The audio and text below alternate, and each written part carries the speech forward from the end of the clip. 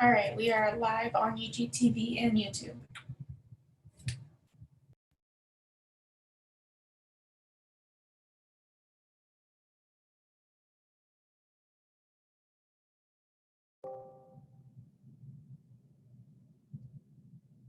Mayor, you're still muted. Okay, it looks like we have everyone here. Before I call the meeting to order, I want to announce that due to COVID-19, commissioner, staff, and public are attending by way of conference call. All participants joining by phone should mute their phones when not speaking to avoid background noise. During the meeting, please make sure that you announce yourself by name and time you speak so the public that is participating knows who is speaking. This is critical given the number of remote participants and his current guidance from Kansas Attorney General. Now call the meeting to order. Would the clerk please call the roll? Roll call. Walters, Here. Philbrook, Here. Bynum, Bynum here. Burrows, Here. Townsend, Here. McKiernan, Here. Ramirez, Here.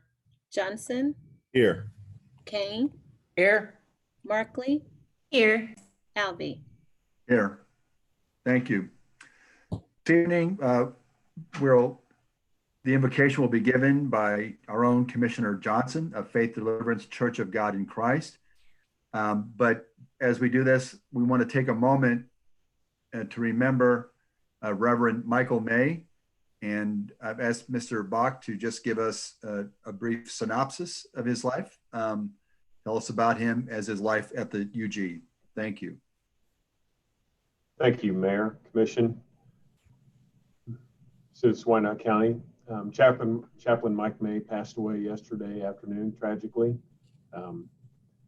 He was married to his wife, Judy, for 49 years. He served as a pastor of St. Luke's Lutheran Church for 43 years. He served on numerous boards and committees, and he was in many leadership roles on those. He was a founding member of our Kansas City, Kansas Police and Fires Chaplains, which started in 1980. He became the president of the chaplains in 2009, and he served in that role until he retired as chaplain president in February of 2020. Supported the police department during the loss of Jeff Young, Rick Aston, Brad Lancaster, and Dave Melton. Dedicated to supporting the annual police memorial by providing a luncheon each year.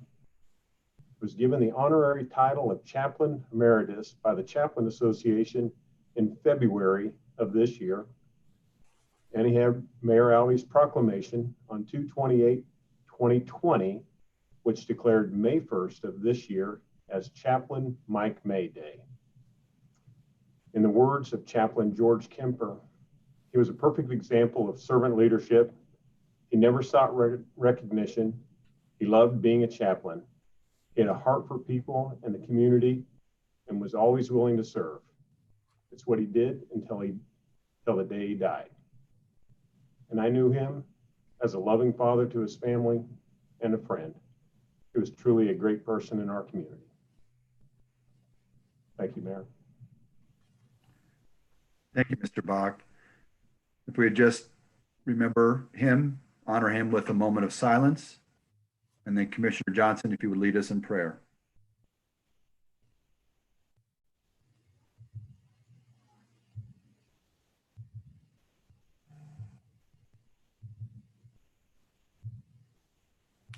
Let us pray.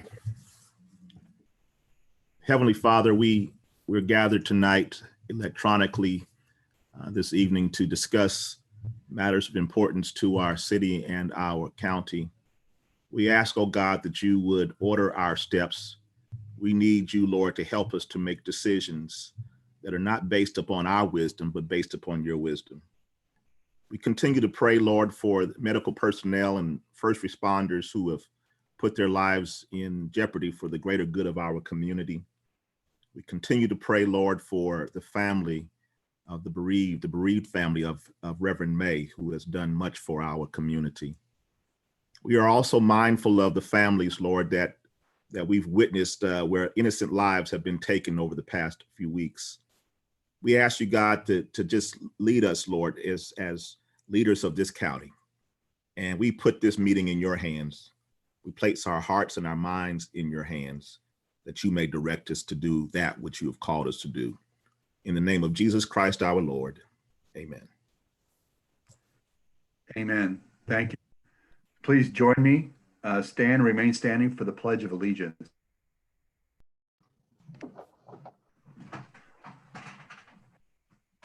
Pledge allegiance to the flag of the United States of America And to and the to the republic which it stands, one nation, under God, indivisible, with liberty and justice for all.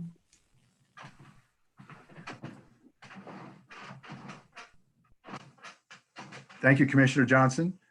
I'll ask the clerk, are there any revisions to tonight's agenda? Yes, Mr. Mayor, a blue sheet has been distributed. Under Section 8 of the Planning and Zoning Non-Consent Agenda, we have a new item. It's B under miscellaneous. It's an item number 1 regarding the discussion of the zoning code changes to assist businesses recovery due to the COVID-19, and that will be for discussion only. Also, under the mayor's agenda, we have a new item. It's one item, and it's a request regarding the Federal CARES Act Fund. Thank you. So tonight we have 2 parts to our meeting. Planning and zoning portion is first, followed by a regular commission meeting. I'll ask the clerk to read the statement required by state law governing the planning and zoning portion of our meeting, followed by the items on the planning and zoning consent agenda. We would like to welcome all present to this meeting of the Unified Government Commission. Members of the commission are Mayor David Alvey, Commissioner Melissa Bynum at Large District 1, Commissioner Tom Burrows at Large District 2, Commissioner Gail Townsend, District 1, Commissioner Brian McKiernan, District 2, Commissioner Christian Ramirez, District 3, Commissioner Harold Johnson Jr., District 4, Commissioner Mike Kane, District 5, Commissioner Angela Markley, District 6, Commissioner Jim Walters, District 7, and Commissioner Jane Philbrick, District 8. As each petition is called this evening, all persons for or against will be given the opportunity to express their views. If this is the first time that a particular petition has been before this commission, the commission has 3 options. Number 1, it can approve the recommendation by the Planning Commission with 6 votes. Number 2, it can override the Planning Commission's recommendation, but it would take 8 votes to override. And number 3, it could return the matter to the Planning Commission for further consideration, together with the statement specifying reasons for the referral back to the Planning Commission. The consent agenda is the first part of the Planning and Zoning agenda. Items on the consent agenda have received a unanimous vote of recommendation by the Planning Commission. Unless there is a request to set aside an item from the consent agenda by the applicant, a member of the public, the Unified Government Commission, or staff, then the Planning Commission's recommendation on all items on the consent agenda will be adopted by the Planning Commission at one time. I will read the list of agenda items on the consent agenda, and when I have completed the list, the mayor will ask if there are any requests to set aside items from the consent agenda. This is your time to raise your hand and request that an item be set aside if you do not agree with the Planning Commission's recommendation. If you contacted the UG Clerk's office, that item will be set aside by the UG Clerk on your behalf. If an item is set aside, the matter will be discussed and voted upon separately. All items not set aside will be approved with the Planning Commission's recommendation. We appreciate the attendance of those people this evening, and we recognize the importance of each petition. We would remind you that there are a number of items on the agenda, and we would appreciate your efforts to make your remarks as concise as possible. We ask that anyone who is joining by Zoom or by phone to mute your phone when not speaking to avoid background noise so you will not disturb the meeting. Once the petition makes their presentation, anyone for or against will be allowed the maximum 3 minutes to state your views. This is your time to raise your hand. When your name is called, please state your name and city for the record. The mayor and commission are required to disclose contacts with proponents or opponents on any items on the planning and zoning agenda. I will ask if any member of the commission wish to disclose any contact with proponents or opponents on any item on the agenda. Yes, I have had contact with those in support of item SP 2020-33. Yeah, come on, give me the participants. Cannot see. Does anybody have their hand up? Commissioner Markley. I can call him, Mayor. Thank you. Commissioner Markley, Thank you. I have had contact with supporters of SP 2020-33 and with opponents of SP 2020-34. Thank you. Commissioner Townsend, Thank you. I have had communication written in support of SP 2020-33. And also been in contact and written submissions by someone in opposition to SP 2020-34. Thank you. Commissioner Bynum, Thank you. I've had communication from proponents and opponents of SP 2020-33 and opponents of SP 2020-31 and SP 2020-34. Thank you. Commissioner Philbrook, I have had contact with those for and against SP 2020-33 and those in opposition to SP 2020-34. Commissioner McKerney,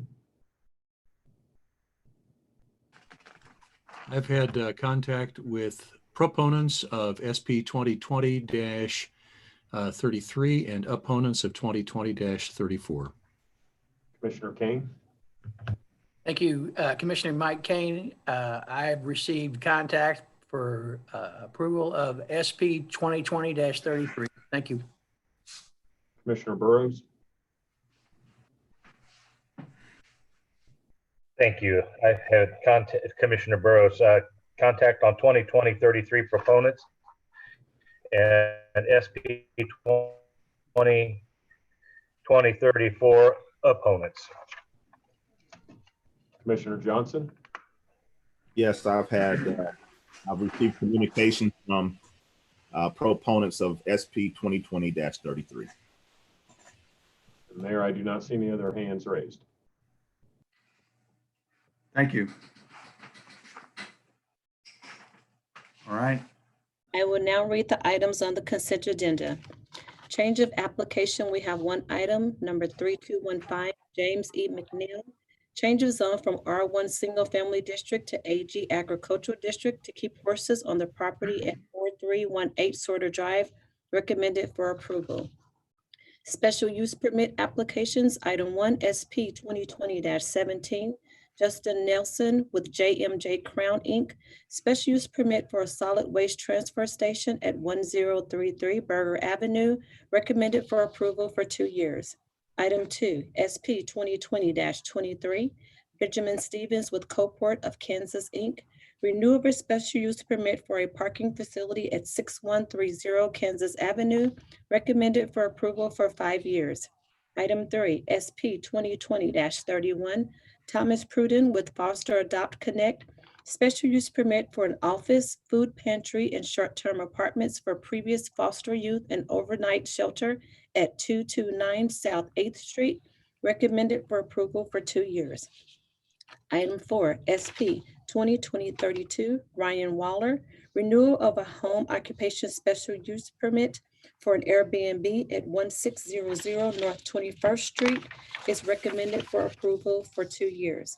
Vacation application, we have one UE 2020-7, Greg Nelson with MKEC Engineering Inc., vacation of a utility easements at 2600 North 44th Street, recommended for approval. Plan review application, we have one item, PR 2020-15, Willie Lanier Jr. with Lanier United, preliminary plan review for a mixed-use development with multifamily retail and conference center at 500 Minnesota Avenue. 600 State Avenue, and 645 Nebraska Avenue, recommended for approval. Miscellaneous, we have one item, is MP 2020-2. Willie Lanier Jr. with Lanier United Master Plan Amendment from Civic and Urban Residential to Downtown Mixed Use located at 500 Minnesota Avenue, 600 State Avenue, and 645 Nebraska Avenue, recommended for approval. Those are all items on the consent agenda. Thank you, Bridget. Does any member of the commission, county administrator, or public wish to set aside any item on the planning and zoning consent agenda? If an item is not set aside, all items on the planning and zoning consent agenda will be voted on by one vote to follow the recommendation of the planning commission. Mayor, Commissioner McKernan has his hand up. Thank you, Yes, Mr. Bach. Commissioner. I'd like to set aside SP 2020-31. That's item B3, please. That's 2020-31, right? Thank you. Yes. And we have Anna Kristalik from the public. Yes. Anna?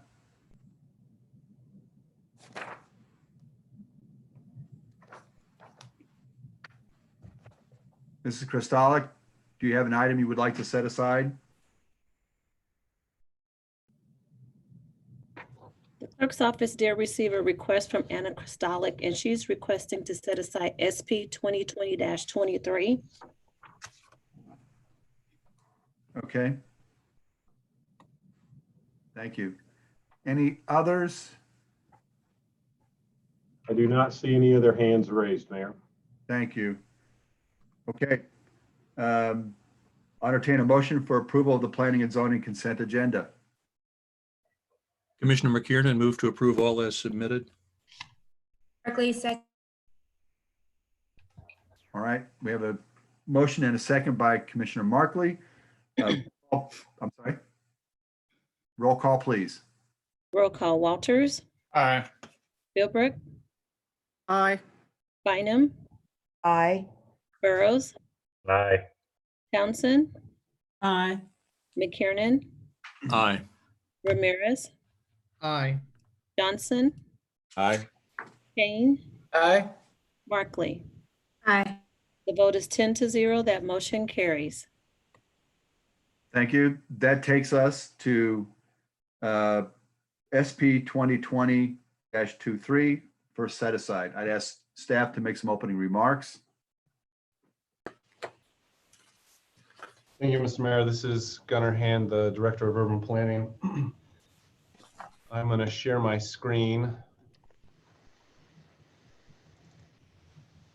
and provide a presentation for everyone to follow along.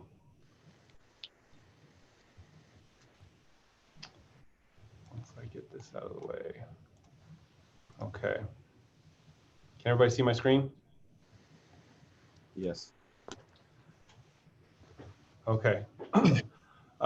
This is a renewal for a special use permit for the use of a service parking lot. Again, this is a storage area that's an existing business on 6130 Kansas Avenue. This has gone through multiple planning commission hearings. There has been some issues. We were expecting the applicant to pull this from the consent agenda this evening. We were hoping before we received notice late this afternoon that we could move forward with an additional condition on this case specific to further clarifying the motion from the Planning Commission to the Board of Commissioners. On that motion, they asked for all parties involved.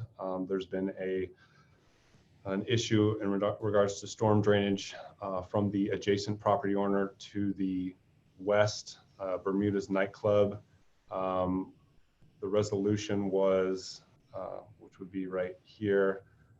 This is an old photo. This has been improved since these aerials were last taken. The motion from the Planning Commission was to allow 90 days to fix the stormwater drainage.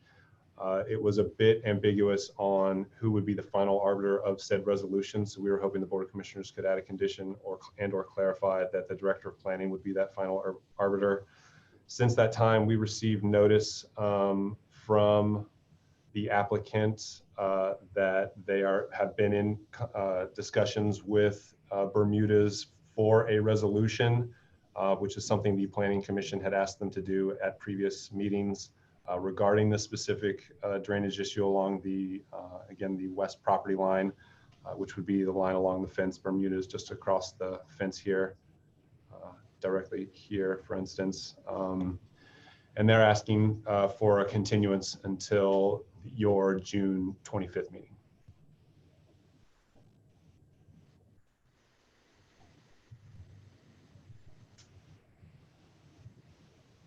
And again, it sounds like they are working together to come up with a resolution, at which time between now and the 25th, both my planning engineering staff and public works staff would review said resolution, make a decision if that meets everyone's agreement, and then we could move forward on the 25th. So we're okay with it moving to the 25th if you so move. So I'm assuming the applicant does not need to present his application, and do we need a public hearing on this? Yes, Mayor, when you set it off, the Yeah. window and set aside, a public hearing is required. Right. Okay. So I'd ask, does the applicant want to present, Gunnar, or you made the case already?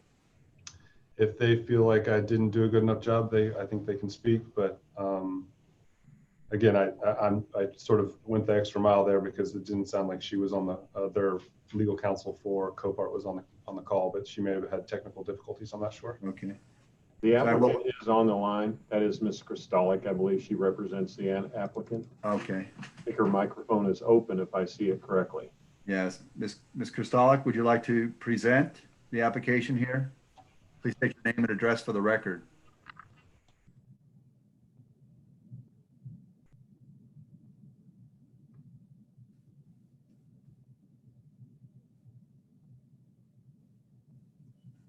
Maybe not, but we do have two other members of the public with their hands raised. I'm not sure what their role is, Mayor. All right. We give her, the attorney, a few more moments here. Crap, how do I unmute myself? Mr. Mayor? Yes. The two attendees are the applicant, Mr. Stevens, and the lawyer for Bermuda's, Mr. Tuck Duncan. Okay, so let's hear from the applicant.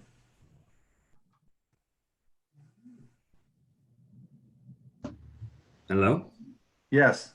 Hey. Okay, so Ben Stevens, 2522 West Steinbeck Court, Anthem, Arizona. I'm reading a text from Anna, our legal representation. She cannot be heard. She's trying to speak, but is not able to get through. So I have been in direct contact with Sam, and we are in the middle of getting topos turned over to us so we can work on a plan that we talked about in depth, and we're on the same page as far as what is in Sam's best interest. And I am expecting to see that plan towards the end of next week. And I also spoke to Sam today, and I want to put out to everyone here on the call that, you know, Sam has been in a motorcycle accident, and he's not in the best of shape. And I think everyone should send a prayer out to Sam and pray and for his speedy recovery. So there's a multitude of factors where this thing should probably be held over. Thank you. Is there anyone present who would like to speak in favor of this? Mayor, we have a Tim Duncan with his hand up. Or that, I think he is in opposition. Can you hear me? Yes. All right, Mr. Mayor, members of the The council appreciate the opportunity. I am Tuck, that's T-U-C-K Duncan. I'm an attorney in Topeka, Kansas. I represent KC Civic Center, which does business as Bermuda's, which you understand is the property to the west that runs a facility there for various events. And their property, as indicated to the west, the dividing line from south to north is with the drainage, and the controversy in this case has been, and you can see that picture right now, is that with the buildup on the east side, there's a contention that it's created additional water drainage. Your Public Works Department, and as indicated in the report that you have,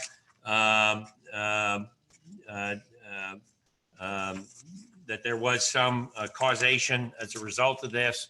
I want to, yes, Coparts has been in contact with my client, Sam. He is on the mend, by the way, but we thank you for all prayers. We all need prayers these days. The additional condition from the meeting that we're discussing says that Copart would provide a drainage system within the next 90 days to prevent any water runoff from their property to the Bermuda property, and to correct any previous drainage problems from the Copart property based off the testimony from Sarah White in the Public Works Department, and the engineers for the applicant and Bermuda's would work with planning, engineering, and Public Works engineering. My client indicates he has without waiving anything with respect to other issues that may come up at a future meeting, if any. Our goal is to get this resolved as it has been from day one. We would we would agree with the request for a continuance. As I understand it, it's to be June 25, and I presume it would be at 7 p.m. again. And so I mean, I'm more than happy to answer other questions about the particulars of the project, but if the motion at this point is limited to the continuance, we have no objection to it. Thank you. And I guess that's it. Do I lower my hand or something now? Yes, please. And so is there anyone else present who would like to speak in favor of the application?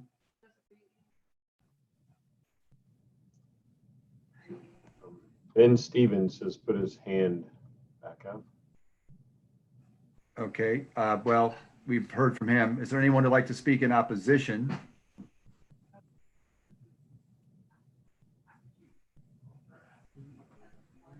Okay, hearing none, I'll ask the clerk, have you received any notification from the public who wish to express their opinion on this item? Nothing has been received by the clerk's office. Thank you. So if there are no further comments or questions from the public, I'll close the public hearing. I'd ask the petitioner if you'd like to make any closing comments, and that would be Ben, I suppose.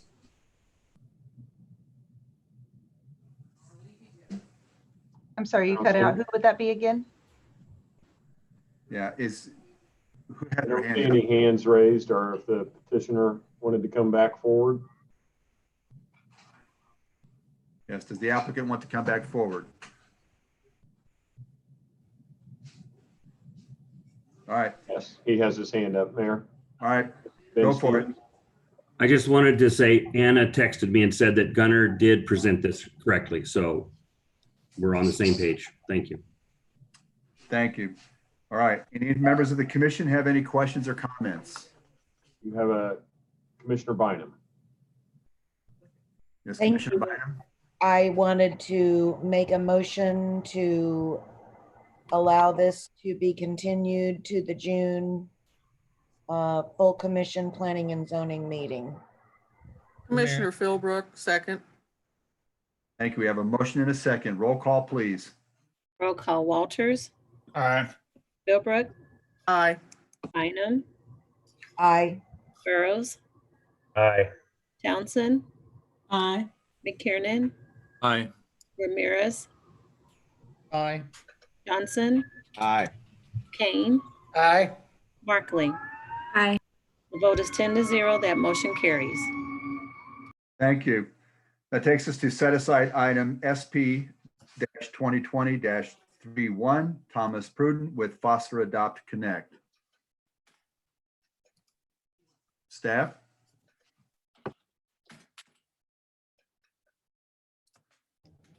Yes, Mr. Mayor, this is Gunnar Hannigan, the Director of Urban Planning. My apologies, I wasn't expecting this one to get pulled. So I've pulled up the presentation that we had for the Planning Commission hearing earlier this month. This is an application by Foster Adopt Connect. They're an established social service provider in Independence.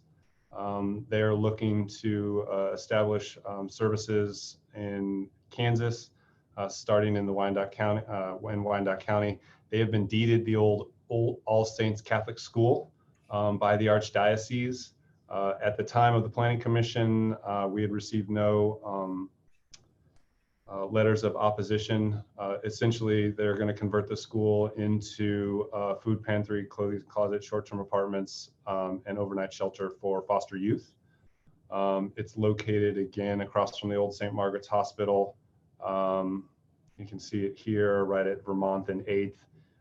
They do have 2 off-site shared parking agreements with the Archdiocese for the lot here, and then the lot across Vermont, sort of kitty corner and back a little bit, another surface parking lot farther south. The applicant had been responding and amiable, to staff changes to the site plan. We had originally recommended approval.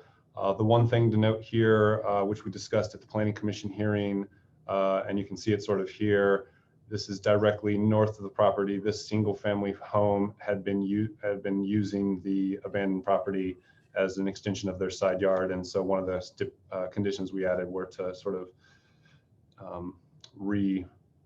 create a fence along their property line to reestablish that property line moving forward. But they had worked to provide additional screening, add some trees, update the surface parking lots on the existing lot that you see here on the property, as well as those 2 adjacents that I mentioned earlier. This is the one farther down south on 8th Street.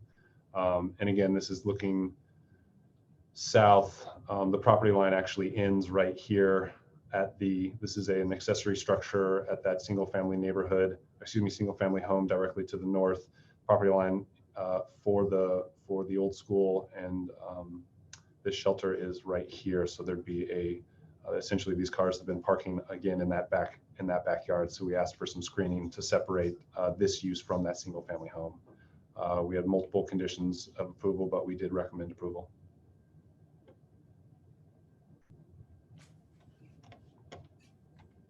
That's my presentation. Is there any questions? Thank you.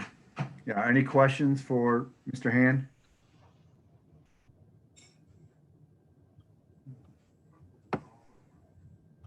All right, seeing none. Commissioner McKiernan. Well, Mr. Mayor, I won't really have any questions. I'll wait for us to have the public hearing. Based on Mr. Hand's comments, I would suspect that there won't be anyone at the public hearing, but I will reserve my comments and questions until that is completed. Thank you. All right, is there anyone, is the applicant obviously not present?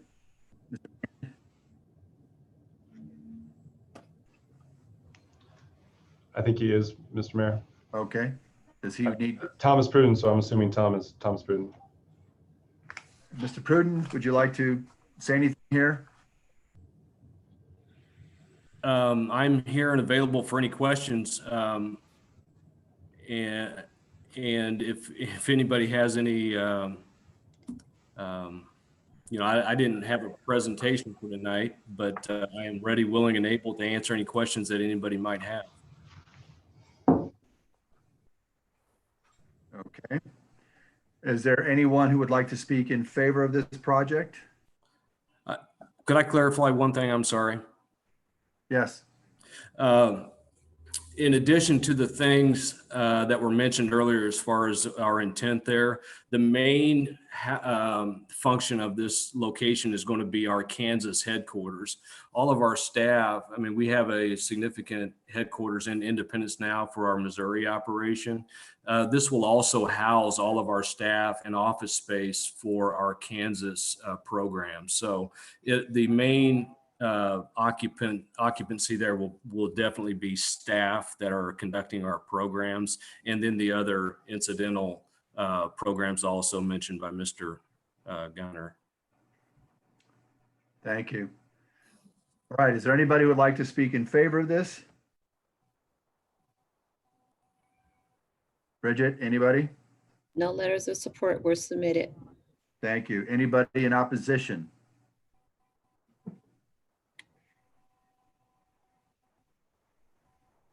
Okay, moving on.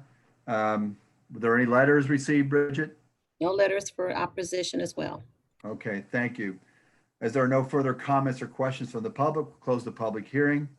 The petitioner, if you have any closing comments, I know you'll stand for questions. I'll just move it to the commission. Does the commission have any comments or questions? Yes, Commissioner McKiernan. Thank you, Mr. Mayor.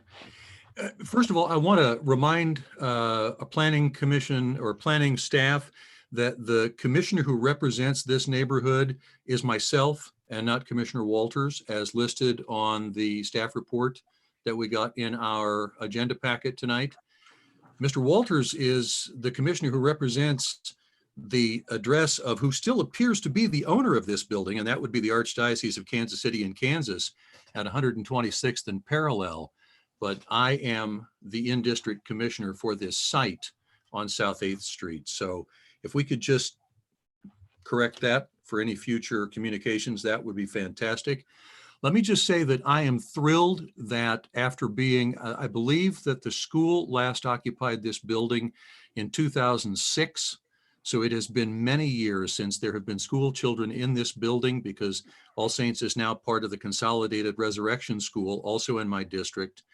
And I do believe that the Archdiocese moved the last few office people out of that building several years ago. So I am thrilled that someone is expressing an interest in occupying that building and renovating that building and putting it to a use that would be beneficial to the community and to the neighborhood. Having said that, I just have a lot of questions. I have a lot of questions. I am troubled because as I read through the staff report, there seemed to be a lack of specifics with regard to how this building will be renovated, how this operation will be conducted, how that might affect the neighbors who live around that building. And I know they sent a letter out, but I'm really, really troubled by the fact that we apparently have no communication with the neighbors who live around this site. And I guarantee you, if I made a couple of phone calls, we would have people who would want to come and listen and respond and give good feedback. So I'm really troubled by the fact that we don't have any input from any of the neighbors surrounding that. And if this letter in fact went out to a 200-foot radius, I do believe that is our specification for these notices, that I'm guessing that's 2/3 of a football field in all directions. We'd probably have 40 residential dwellings within that radius. So that's something that really, really, really concerns me. Having said all that, I guess I'm stuck at a point here where I have so many questions. I can go through them all now because I have them all written down here, so I can launch into my questions. But I also have it in my head that it might be better if we set this aside and gave the neighborhood an opportunity to have a dialogue with the potential developer and occupant so that they can be engaged in this process. So at this point in time, I am going to take direction, Gunner, from you and Mr. Mayor from you on what direction that we want to go here, because I have, let's see, I'll count them up. I've got about 20 questions.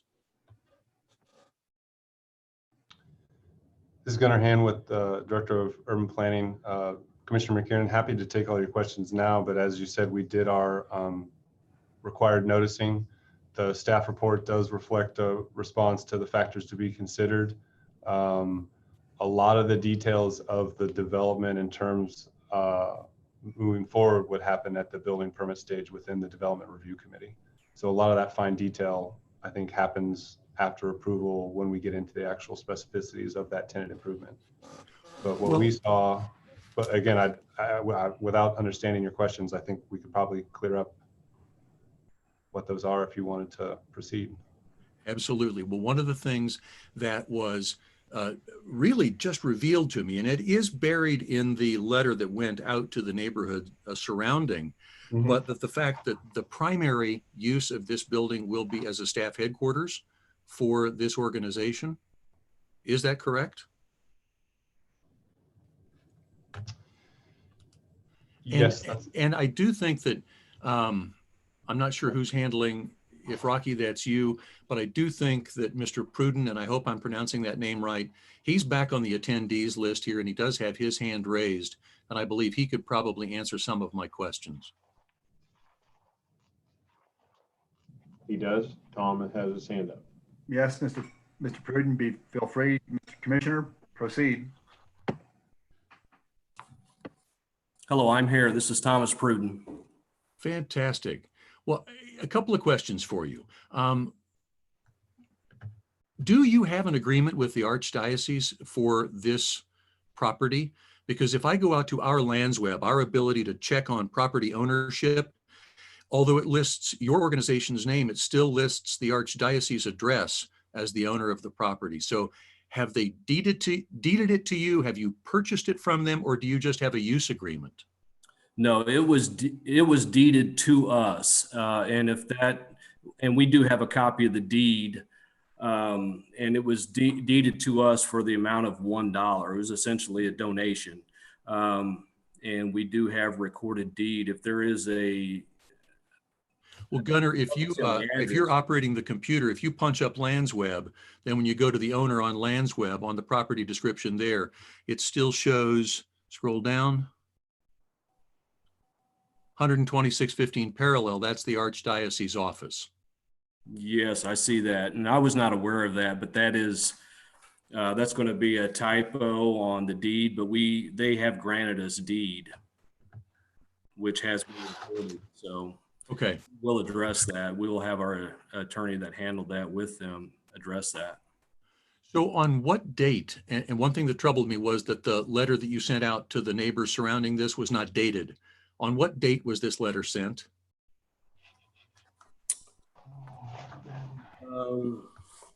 I don't have the exact date, but I sent it the day before that I was required to. If I'm trying to remember back, it seems to me like the 16th maybe of April.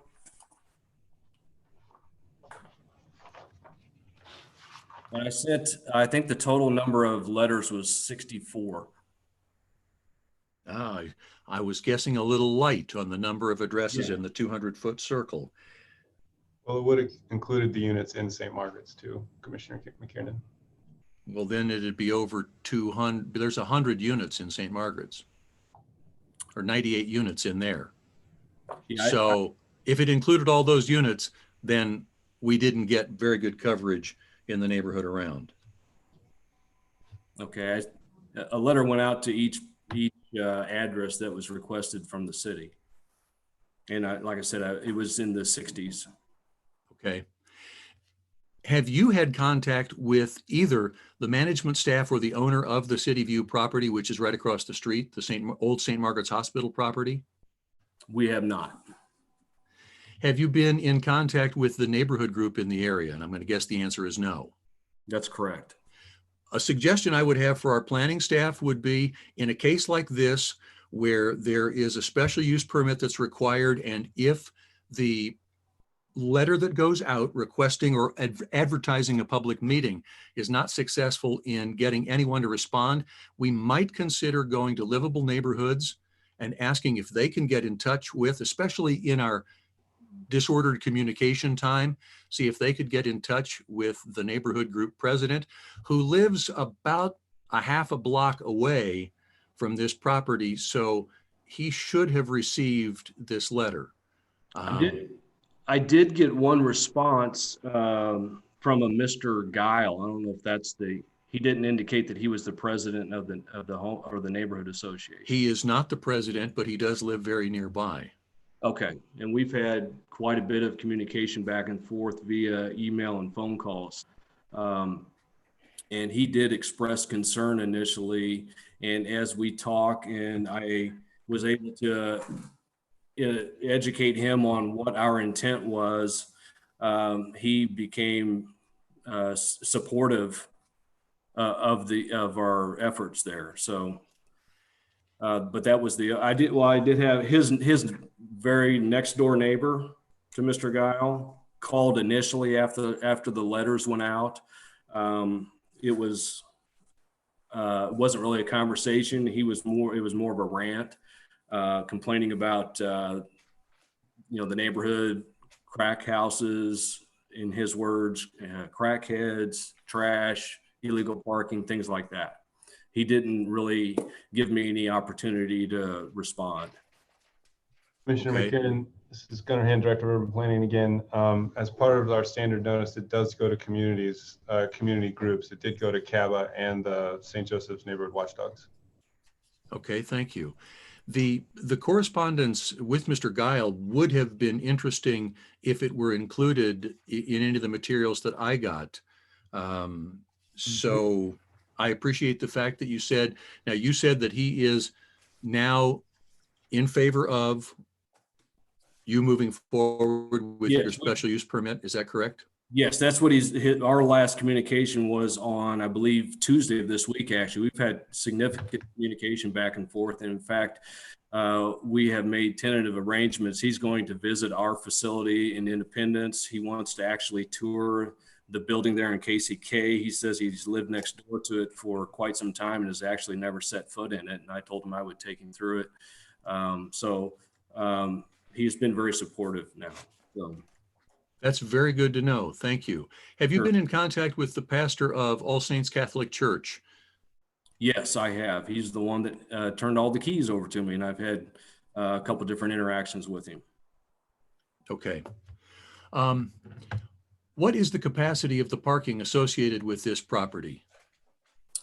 Okay, the on-site capacity, I believe, is 11 spaces, if I remember correctly. Then across the street is, we have an agreement that's been recorded with the county from the Archdiocese. They are going to allow us to use that vacant parking lot directly to the west, which I think encompasses 17 lots. And then also too, an additional, I believe it was 24 to 27 lots. I can't remember the exact number, actually in their church parking lot, catty corner from the building. How many spots do you anticipate that you will need for the operation of your facility? If we implement all of the programs that we currently intend to, we're probably going to need in the neighborhood of 40 spaces. And will the fact that the All Saints lot fills up pretty full for any church service that they have negatively impact your ability to park? No, we've talked about that with the church, and rarely on any given day would our maximum parking, our parking potential be 40 at any one time. We do have a lot of work from home type people, even before the COVID situation. Rarely would, in fact, almost never would we ever have all of our employees there at once. That was taking into account total employees at any one time, or at maximum, I guess you could say. Okay, thank you. How much of the vehicle traffic will come and go? And I hold that thought for just a moment, because as I go down and I look at your neighborhood meeting letter, I come up with 4 and now 5 uses for this building. 1, it'll be your headquarters, so you'll have staff there. 2, you talk about a food pantry. I'm not clear on, let me hold that thought. You talk about a food pantry and a clothing closet. In the next sentence, you say that this will be to support your foster network. Will it be a private food pantry and a private clothing closet just for your foster care network, or will these be open to the public? It is private in that sense. Yes, we do only serve in our food pantry and clothing closet. It is narrowly focused to the families that we serve in the foster care industry, those people that are currently fostering kids or have adopted those kids. And that shopping day is 1 day a week when they can come in and collect food and clothing and whatnot. Okay, so this wouldn't be open to just walk-up traffic then? It would not. Okay. Then you talk about short-term apartments and a drop-in shelter. And I was not clear, what's the distinction between a drop-in shelter and short-term apartments? Okay, so the drop-in shelter is for emergency housing, just an overnight situation, and for a very narrowly focused demographic, homeless youth in the age range from 17 to 21. And those homeless youth to be able to participate in our services would have to agree to enter into our programs and receive our services. And it's not a typical housing situation where like just any homeless person can just wander around or wander up to and wait for an opening and come in that evening. How do they get referred to your program? Well, it would just, that's another, we haven't really crossed that yet. We don't know how to get the word out exactly other than to the local community groups and church organizations and other potential agencies that serve homeless youth. So you talk about this program being open from 5 p.m. until mid-morning the next day. Does that mean that the youth who access this drop-in shelter will walk up or drive up themselves or be driven up? That's correct. They would, the drop-in shelter would be open from late in the afternoon, early evening, receiving those homeless youth. Then time would be spent with them that evening, collecting information, assessing their situation, and seeing what programs that we might have to offer them. And then they would be allowed to sleep there for the evening, fed, and then appointments would be made for those youth that are candidates for our services to see representatives from our staff and potentially engage in our services. Now, the housing, as far as the apartments that are mentioned, those are available to youth that have accepted entry into one of our programs and have been assessed as a good, viable candidate with maybe a good likely outcome in success with our program. They would have to be cherry picked because we would actually give them an apartment on the 3rd floor of that building. The 3rd floor of it's a 3-story building, and the 3rd floor was going to be turned into about 10 studio apartments. And those youth that are selected for those apartments would then have to continue engagement in the services that we offer them, which are geared towards making them become self-sufficient. So the apartments then would not be a walk-up commodity. They would be a referral commodity. Definitely. Okay. They are kids that have been entered into our programs and shown a high likelihood of success based on their participation and their desire to do well by themselves. So in terms of staffing and supervision, then you will have your regular office staff on site during the day. And I believe you indicated that you would have a minimum of 2 overnight staff? That's correct. Okay. Based on occupancy. It could be more. Okay. Got it. Mr. Hand, I'll also point out that in the staff report, it talks about cleaning up the brick sidewalks on 7th Street. It's actually Coy Street that is east of this property. 7th Street is all the way on the other side of St. Margaret's Park. So the brick sidewalk here would be on 8th Street and on Coy Street. And I'm very well aware of that. been out there to assess that situation. And we, in fact, just today, I ordered the tool that we need to clean that off. So both of those sidewalks on Coy and 8th are, within the next few weeks, will be completely put back to a presentable condition.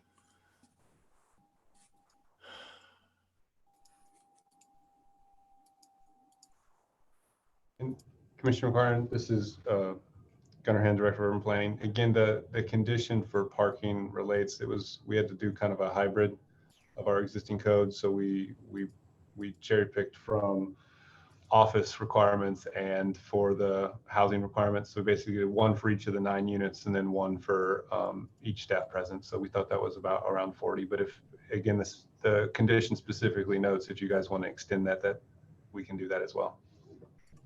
Or expand that, excuse me. Well, certainly parking, is there parallel parking allowed on the north side of Vermont, westbound Vermont? Yes. Okay. Well, that certainly will give at least a couple of spots.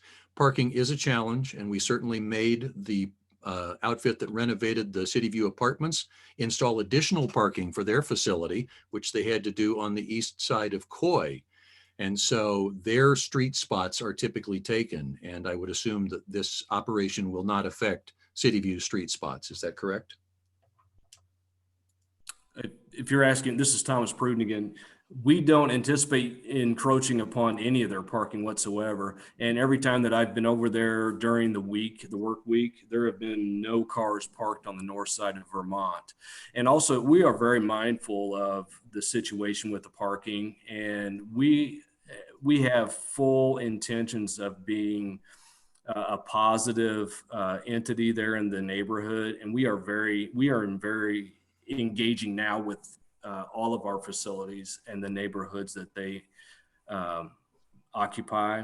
It's going to be no different here in Kansas City, Kansas. We are an organization that is at our root, is engaging the community. I've had lengthy talks with Mr. Guile as far he's very concerned about the same things, Commissioner Kiernan, that you've brought up as far as the parking and whatnot. We do not want to be a problem in that community, and far from it. We are going to be an asset in that community. And we do have the flexibility or the luxury, I guess, to be able to adjust our programs. We do have an office in Lenexa that some of the programs there would have been housed at this facility. And if it turns out that the parking is going to be an issue, we won't move those programs from the other facility. We're very mindful of that. So I don't know how I can stress that to you enough, but we are very engaging and mindful of the communities that we occupy. I do appreciate that. I'm disappointed that with all of the craziness this virus has thrown our way, that we did not do better public engagement and neighborhood engagement ahead of time. But I will take you at your word that you will be an asset to the neighborhood when you and your organization move in. My understanding is that if we approve the special use permit tonight, we will come back again because you'll go through development review committee and a plan approval process. Is that correct? 100%. Yeah, we are just starting to scratch the surface as far as engaging the unified government as far as all the planning and permitting that we will have to go through. Fantastic. I do appreciate, yes. Sorry, this is Gunnar Hannigan with the Department of Urban Planning. As another note, as well as DRC, it is adjacent within the environs of the historic landmark St. Margaret's Hospital. So it will also go through a landmarks review. That'll be another discussion for another day, why that's still a historical landmark when it has been so completely and thoroughly renovated and changed from its old use, but we'll save that one. Okay. Mr. Mayor, I do thank you for allowing me the opportunity to learn a little bit more about this project. I was a little surprised, and as I said, a little disappointed that I couldn't find answers to my questions in the staff report. But unless my fellow commissioners have any opposition, I would like to move that we approve this special use permit as submitted. Second, Commissioner Bynum. All right, we have a motion and a second. Roll call, please. Roll call: Walters, Aye. Philbrook, Aye. Bynum, Aye. Burrows, Aye. Townsend, Aye. McKiernan, Aye. Ramirez, Aye. Johnson,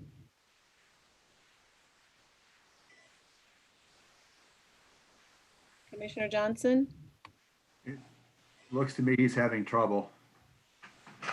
Kane, Aye. Markley. Aye. The vote is 9-0. That motion carries. Thank you very much. That concludes the planning and zoning consent agenda. Next, we'll hear the three items under the non-consent agenda. Item number 1 is special use permit SP-2020-33, John L. Peterson for Performance Auto Service at 1110 Merriam Lane. The Planning Commission voted 6-4 for approval. Staff, opening remarks, please. Mr. Mayor, I just got the vote of Commissioner Johnson via text. Thank you. Thank you, Mr. Mayor. This is Gunnar Hand, Director of Urban Planning again. SB 2020-33 is the renewal of a special use permit for a performance auto service. This is right there on Merriam Lane. It's a continuation. Again, you can see it sort of down here. This is directly the parcel site here, again at Merriam and 11th. We did receive one letter of opposition from the Rosedale Development Association. In that letter, they cited an adjacent neighbor who also opposed the project. There is a couple of corrections in the staff report that I'd like to make on the record tonight. Specifically, we noted 2 citations. There was actually 1 notice of violation and then a follow-up notice for that same violation. No citations have been made on the site, but I will note that during the May 1st, 2020 staff site visit before the Planning Commission, we did notice those same violations, specifically as it relates to the parking of cars. This is across the street on Stein where staff is parking, which was specifically prohibited in the previous conditions of approval, as well as some cars parked where they shouldn't be inside the existing parking lot. In regards to the Rosedale Development Authority's opposition, they did note that if the Planning Commission did not vote to deny, that they would prefer a 6-month review, considering everything that is going on. The applicant did note that they are looking to move the business to a different property, but we felt comfortable. Usually we would give them a 2-year renewal on an SUP like this, considering the violation instead of generally like a 5. We offered a 1 to get their everything in order to move approval. We did move to approve with the following conditions. Since Planning Commission, we had today, in fact, received a letter from the applicant, Mr. Peterson, which is the lawyer for the business, that they were hoping to request that parking across the street on Stein would be allowed as a part of this approval. We do not agree with that request. It's a different property. It is a residentially zoned property. It would require a different permit not tied to this SUP. In fact, it would require a change of zone for parking of cars. You'd have to go to like a C1 zone. So we recommend approval with the existing conditions as is.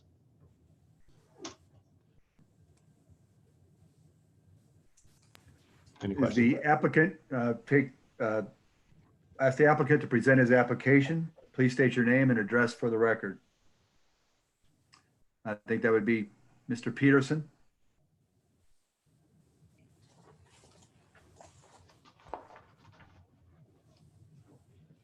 Is Pete on the line?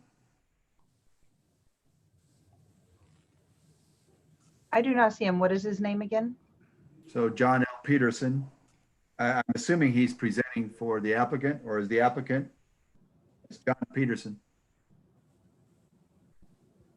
Give me just a second. I think somebody listed as Pete, maybe him. Yes, that'd be Pete Peterson.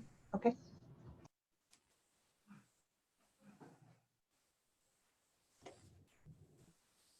Mr. Peterson? Am I Am I on? Yes, sir. Oh, thank you, Mr. Mayor, members of the commission. Pete Peterson, 748 Ann Avenue, Kansas City, Kansas. I am here representing the two owners of the property. The actual name of the business is modified by KC. Two brothers, Ryan and Chad Charlton, own the business. I represented them 2 years ago when this body passed the special use permit unanimously for this business. I would state that originally at the planning commission meeting, we were on the consent agenda. However, it was pulled, and but we still maintained a majority of approval. I sent out 29 notices of course, we can't have neighborhood meetings anymore. I sent out those notices on April 7th. I have heard nothing, no emails, no letters, no phone calls. I invited questions, objections, suggestions. We heard nothing until the actual Planning Commission meeting on May 11th, when the RDA letter was read into the record. Well, I'm certainly not faulting staff by any means, because they got the letter that day too. So it was nigh on impossible. RDA did not send a copy to me. And following up, I do not know why a few of the members of the Planning Commission voted against us, but I could only assume it was because we didn't have time to investigate some of the allegations that, in our opinion, were not true in that letter, but we still maintained a majority. Most of our neighbors are in favor of this. We could not canvass the area because of the pending virus. What Mr. Hand has said is true. We are in the process of relocating the business. They started the relocating process in January before the virus hit. And once it hit, of course, that slowed everything down, as it has slowed everything down. So we had asked for a 2-year renewal. Planning staff suggested 1 year. We agreed to that, and we would abide by that 1 year, and we would continue our operation. The gentleman generate approximately $4,000 to $7,000 a month in sales tax. We will keep our business going, and as to the stipulations, we will go along with every one of them. I've pestered you all on the 1065 Stein stipulation, because since the 2018 approval, our landlord, Ron Buck, who owns the building they're in, has purchased 1065 Stein and has laid down gravel, and that's where our employees park. There are no more than, we would limit it to 5 to 6 cars a day. The cars are gone by 5 o'clock, 6 o'clock at the latest. We would ask that this special use permit be extended for the year, and do away with the 1065 Stein stipulation. But if it is necessary and a part of this, we will abide by it. We certainly don't want to go on any longer than necessary with this approval process, and get on with our business. So I would be more than happy to answer any questions that may have come up, and I want to thank staff for their cooperation. And one of these days, Mr. Hand, I'll meet you when things are back open.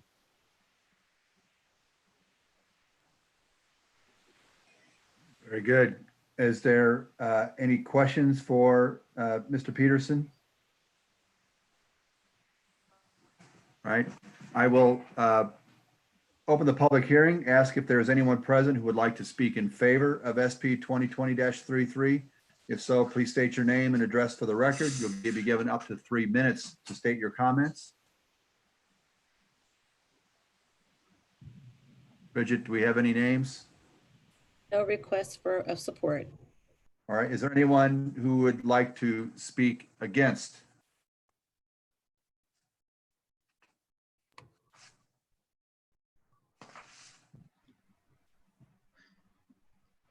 Bridget, anybody?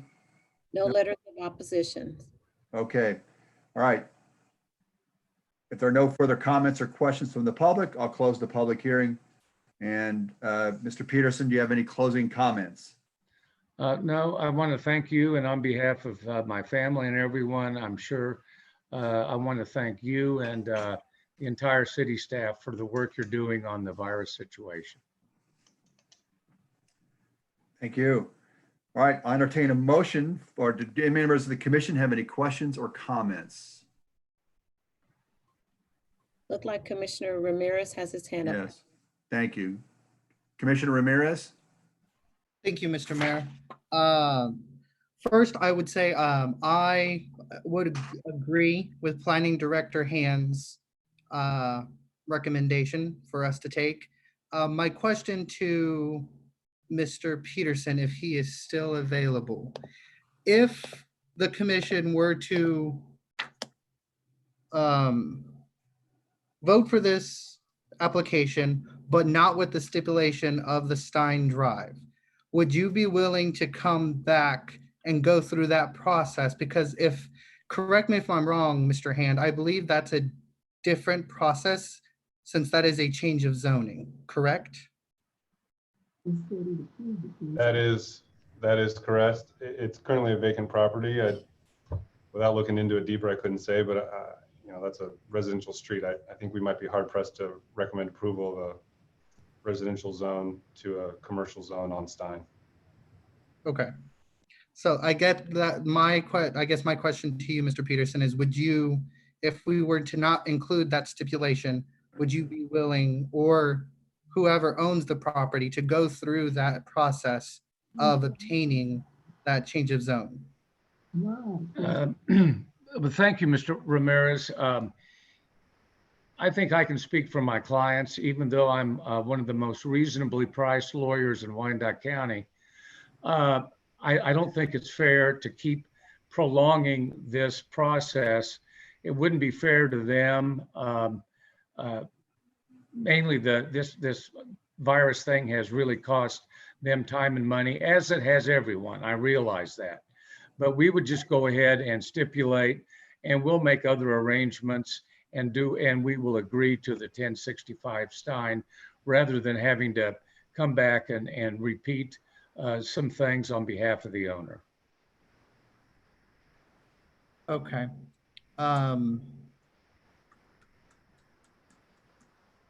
That was all of the questions I had at the moment. So thank you, Mr. Peterson, and thank you for your clients for being continued business owners in our county. It means a lot. Thank you. Thank you. Commissioner Kane? Thank you, Mayor. I drive by here every day. I didn't know anything about the Stein project until earlier today. You know, they do a really, really good job. In fact, I went in there Tuesday and spoke to them and asked them what the real deal was and the issues. They said they corrected all their issues. They're willing to live with the staff's recommendation. So with all that being said, I'd make a motion for approval. All right, we have a motion. Commissioner Burrows? I'll second the motion. Commissioner Philbrook?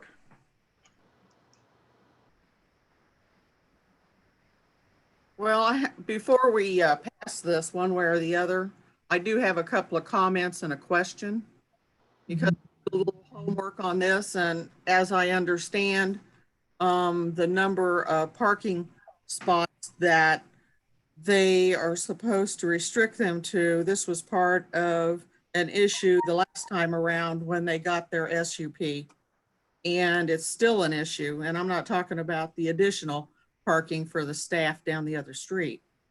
So that always makes me wonder if I can trust what people are telling me, if they actually correct what they say they'll do the first time around. So that's number one statement. Number two, since when do we allow gravel as a place to park? I didn't think gravel was allowed for a surface to park on. I thought it had to be a hard surface. Having said that, that's pretty much what's biting my fanny about this. Commissioner Philbrook, this is Gunnar Hand, Director of Planning. You are correct. They currently have an improved surface on the 1060 Feinstein Lane without a permit, so we should issue a notice of violation on that property. Commissioner Ramirez. Thank you, Mr. Mayor.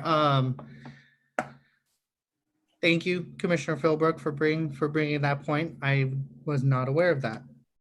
But my original question is more clarification for Commissioner Kane's motion. Is it what's currently on the screen, or is it also including the Stein stipulation? It's currently what's on the screen right now.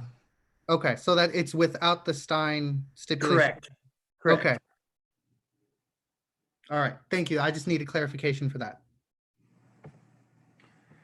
Okay, we have a motion and a second.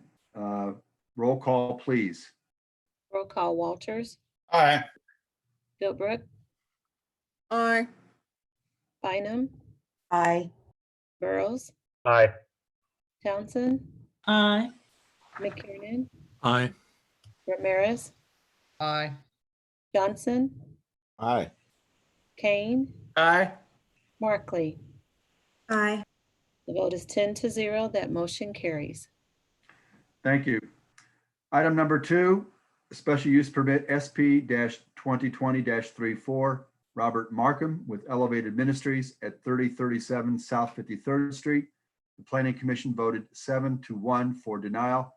I'd ask staff to make some opening remarks. Thank you, Mr. Mayor. This is Gunnar Hand again, Director of Urban Planning. Mr. Markham is seeking a special use permit to have a group home for young men. We have received quite a bit of public opposition to this application. As a part of the Planning Commission hearing, the commission did go a little above and beyond the factors to be considered for this type of use. But we did ask the applicant to provide additional information as it relates to some of those questions. An updated site plan showing where parking is, an updated floor plan showing where the guests would stay, as well as some additional background information. Typically in a group home, a lot of the questions that come from the Planning Commission are related to the merit of or any sort of certification from said applicant.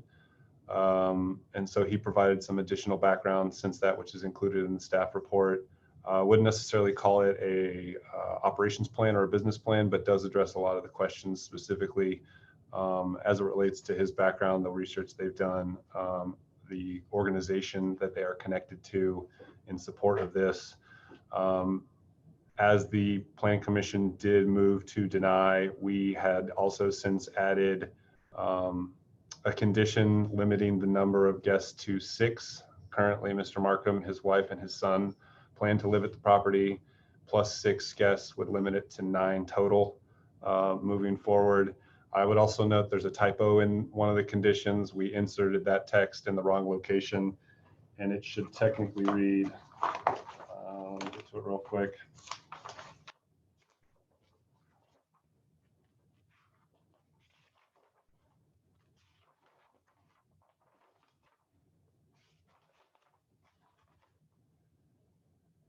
Condition number 2 should technically read, all exterior property and other cleanup shall be completed prior to occupancy in accordance with the existing notice of violation, NOV. And condition number 3 should read, no more than 6 guests are allowed to stay on the property.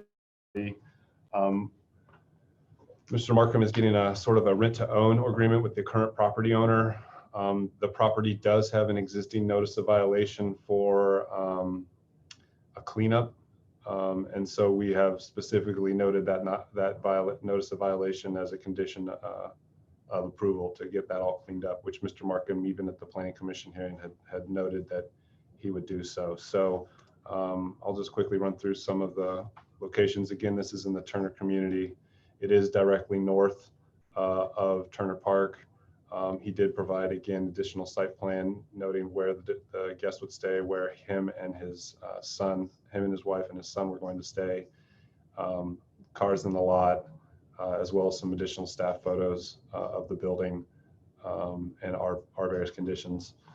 With that consideration, we do not agree with the recommendation and motion of the Planning Commission, and still, as staff, recommend approval with these conditions.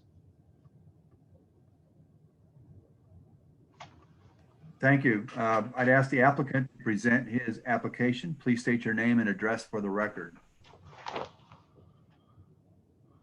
Good evening. My name is Robert Markham. I live at 620 South Montclair Drive in Olathe, Kansas. We're hoping to use this property, as it was stated, for a group home with 6 residents. Each one of these residents will be screened through the Teen Challenge Ministries, which is a 1-year in-house rehabilitation center. They will be screened from the program directors or even the executive director to know that they have worked the program well and are really serious about their sobriety. What we're offering them is a 6-month to 1-year stay in our home to have a gradual step back into society. We'll teach them how to do their books. We'll teach them how to maintain property, household chores and skills, help them find a job. We will, after they find a job, charge $200 a month rent for them to stay with us. I would like to say that our ministry has been compared to a halfway house, and I would say that is probably the furthest from the truth. I believe that a lot of the halfway houses that are out there, a lot of men come directly from prison, or they may even come directly out of detox center, maybe a 5 to 7 day detox. And a lot of it is self-run. My wife and I will live on property. We will bring stability, structure, and accountability to these men each and every day. As I said, we'll help them find a job. I have in the process of starting elevated detail, which is interior car detailing. That will also give these men an opportunity of a new trade skill that they may be able to use once they leave our ministry. And that money will just push right back into the ministry to help sustain it. Also, we will be opening a small construction company, small decks, fencing, maybe some sheds and things like that, which again gives a trade skill to these men. And the money there also will be pushed in to help sustain the ministry. We have mentors that will come alongside these men and give other trade skills as far as mechanics, education, and stuff like that. We offer a 12-step program, Stepping into Freedom, that these men will be required to go through. There's going to be there'll be restrictions as far as staying out late. Bedtime will be enforced. We have a 13-page application and guideline process that they will have to follow and live by when they come into our home. So if there's any other questions, I don't know if I've answered any for you, but I'd be more than happy to. Thank you, sir. Any questions for the applicant from the commission?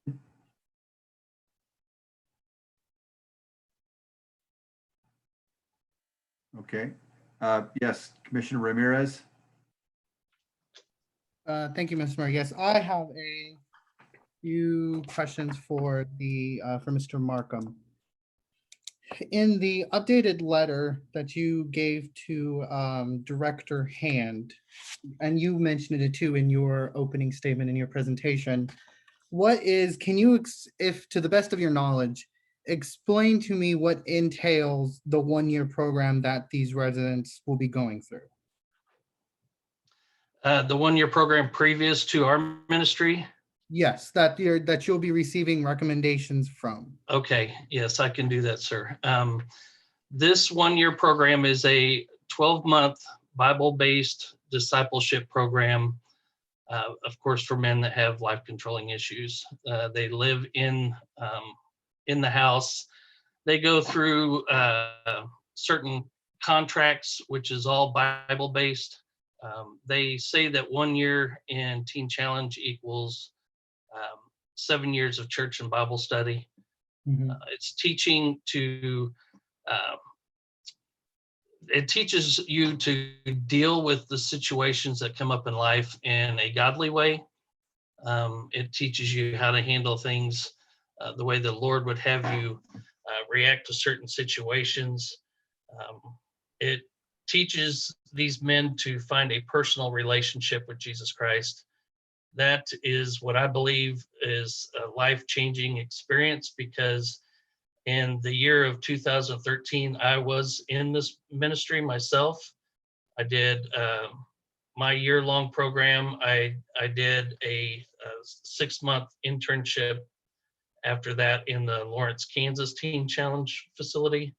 And then, of course, my wife and I were led to be house parents in a men's division Teen Challenge in Terre Haute, Indiana, and we lived in-house for 2 years out there. So you're just teaching life skills, and really you're teaching for a personal relationship with Jesus Christ, which is the power that breaks the chains of addiction. Okay. Thank you very much for that explanation. I have a couple other questions that stem off of my first question. You said that all of the residents will be coming from recommendations from what is it called? The other organization. And you said that the residents go through a screening process to get recommended to you. Do you know what that screening procedure is? Well, we have an application that there's blood work that has to be done, which is also done in the Teen Challenge ministry itself. It lists their background, of their family background. It also lists any kind of criminal background that may be there. Okay, and you're privy to this information when you receive a recommendation from the Teen Challenge director, correct? I'm sorry, can you repeat that? Do you have access to when they make a recommendation to you, do you have access to the information or how they went about with their screening? Yes, I will. I will be working with the executive directors or program directors of these facilities, and part of my application asked for these very questions. I will add that we will not house any registered offenders. Okay. That was all the questions I had, so thank you very much, Mr. Martin. Commissioner Bynum? Thank you, Mayor. Sir, the application that you're bringing forward, the location of this is your personal residence, is that correct? The 3037 53rd Street. Yes, the address that you're wanting to utilize for this program, is that the house where you live right now? No, it is not currently the home, and until we take ownership of it, the ministry, and we will move into it at that point. Okay, I appreciate that. But that's your goal, correct? Correct. And within the confines of this residential home, you hope to operate both an auto detail shop and a construction operation? Is that The office would be there. The detail will be a mobile detail shop, which would be offsite, and any kind of construction would be offsite as well. I have it is in the works to I've spoken with the CEO of Olathe Medical Center. I'm currently a security guard there, and I'm in the process of getting permission to do auto details on their property for the nurses and volunteers while they work. okay? Thanks for that clarification. I need you to know that I deeply appreciate the work that you are hoping to do with substance addicted folks who so desperately need that. I know that right here in our community, we have folks who are currently living in and participating in similar programs and being successful at changing their life. So I certainly don't want you to believe that if we don't support your project and location, that we don't support the work, because I think we all know the work is very much needed. I don't happen to believe that within the structure of our planning and zoning rules and regulations, that it's appropriate, given my consideration of factors 1 and 2, which both speak to the character of that neighborhood. But with that, you've clarified a couple of the questions I had, so I thank you for that. Thank you. Commissioner Philbrook? So I'm kind of confused. Mr. Hand, this is directed toward you, sir. And that is that, so was I to understand that all of the information was not present for the Planning and Zoning Commission to address this in a manner in which has changed your mind to say to go against the Planning and Zoning Commission decision? Because I'm kind of confused about this. We recommended approval to the Planning Commission on May 11th. During that conversation with the applicant, and based on public testimony, additional questions were asked and additional information was provided by the applicant. So we still maintain recommended approval. So at that time, the information was given to the commission. Is that correct? It didn't come into you later, because I misunderstood what you said. No, after the Planning Commission, we requested additional information to address some of the issues that were raised at the Planning Commission hearing. So it sounds to me then like the Planning Commission made a decision on before they got the additional information. Is that correct? It is correct, but again, the Planning Commission brought up issues that are outside of our factors to be considered. So okay. None of those were. And it was addressed. only those factors that you got additional information on, not stuff that we could look at. It was above and beyond, but there were some further clarifications, i.e. the site plan, the floor plan. Right, gotcha. He had noted that they were going to have six people at one time. There was some confusion about how they could fit into that house.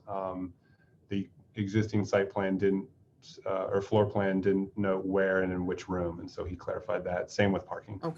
Okay, thank you. Oh, I was just kind of confused about how everything came about because I didn't understand why the planning commission could be so against it and planning and zoning so much for it. And so you're telling me you think some of the decisions were made on information that we should not be using to make judgments by? Is that what you're telling me?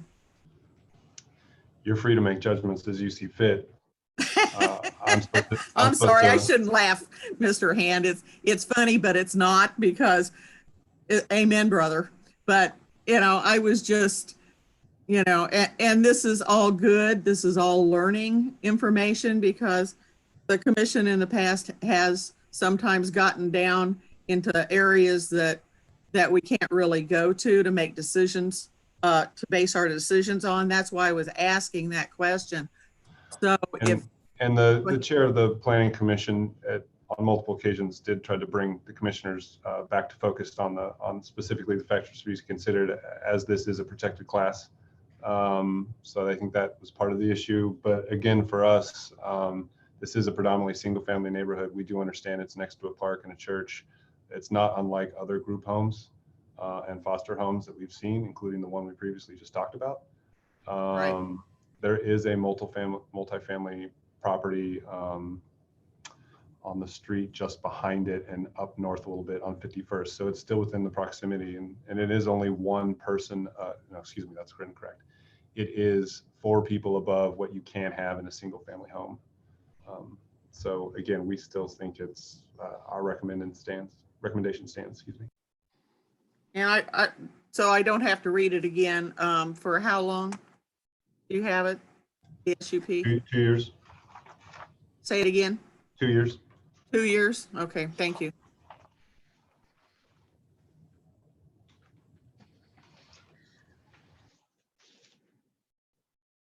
All right, seeing that there are no more questions or comments from the commission, is there anyone present who would like to speak in favor of this application?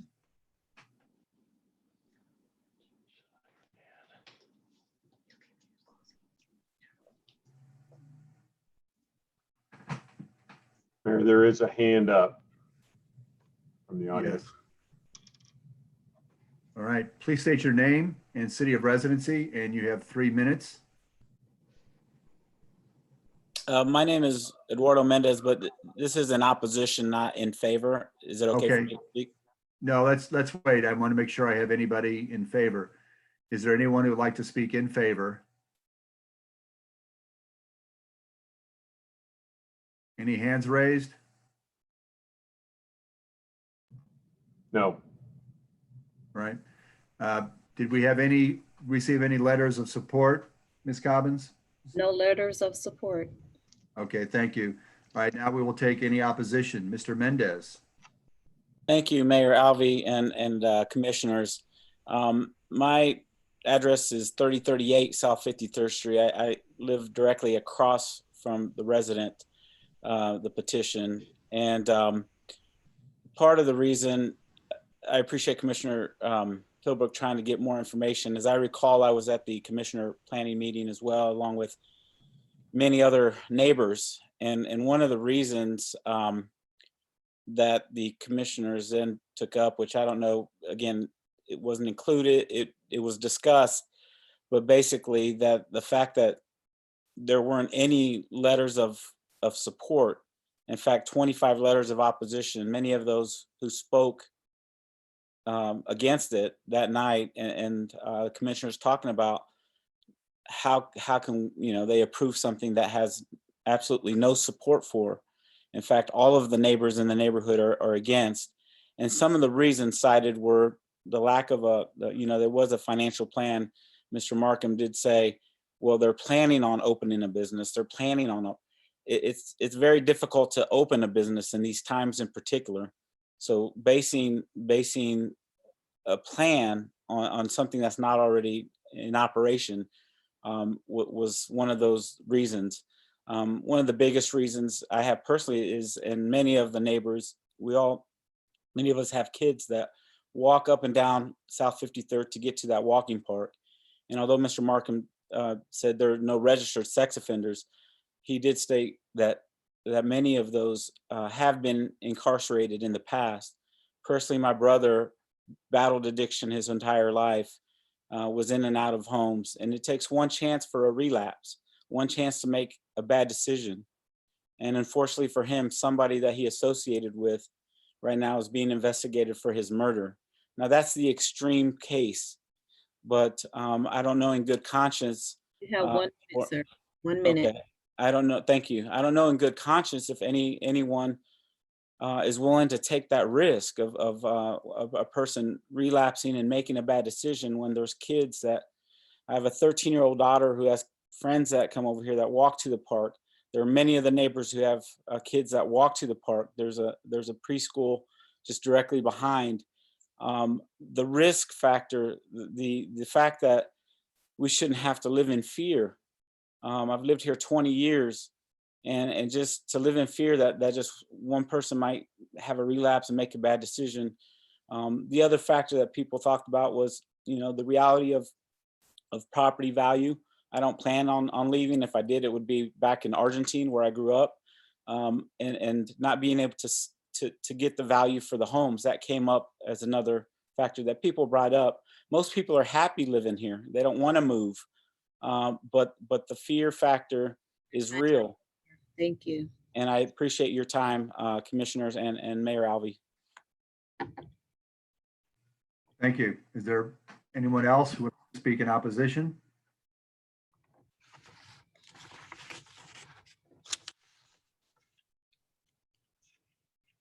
Bridget, anything else?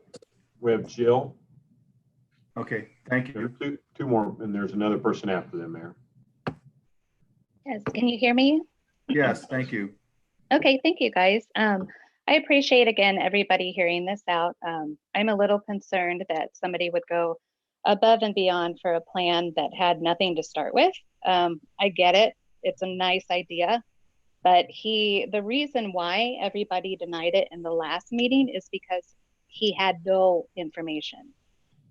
The entire backing of this is, well, I hope to, and hope will only get you so far. It's not going to always be men from the community. So you're going to bring in people from out of town. So that's not exactly helping Wyandotte people that are struggling. The extra information that was given, I would really love to see that, because the parking was shown in the first one and the house was shown in the first one. So if he just drew stick figures and said where people were going to sleep, I don't exactly think that's added information that should make a decision turn to approval, because now they said it was going to be 6. So it's still, let's be clear, it's still going to be 9 people living in a home with a teenage boy without any money for donations set up or for food, which you still can't answer. And I mean, you've got, 25 plus people against this, and that's homes against this, nobody for it. So I don't understand how the staff recommendation could be approval based on the fact that the yard should have been cleaned up before this even got rented out. He should have had it cleaned up and stopped dumping his stuff anyway before all of this. And I am wondering if the Markhams are going to continue renting their home in Olathe still from the same landlord and run their daycare center out of it. Because you say you're going to have people there support for these men, but if you're also, if you're also running a daycare in Olathe, I'm just wondering how you're going to be able to afford rent in both places. I just think if you guys approve this, it's just a poor planning. It's poor planning. And I'm wondering, why is your house in Olathe not big enough for these, or will Olathe not approve it? I think Wyandotte really needs to look at moving forward and not going backwards and not approving this. I don't know who thinks this is a good idea, but it's not the neighborhood that wrote it, and it's not the people that vote for everybody. Thank you so much.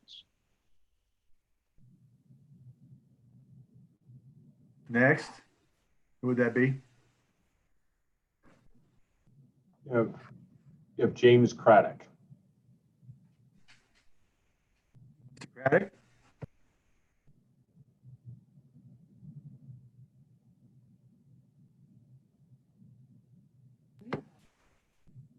Mr. Craddock? Yes. Can everybody hear me? Yes. I've just got a few points. Wait, we're getting a little bit of feedback. Do you have your Sorry phone about open or? that.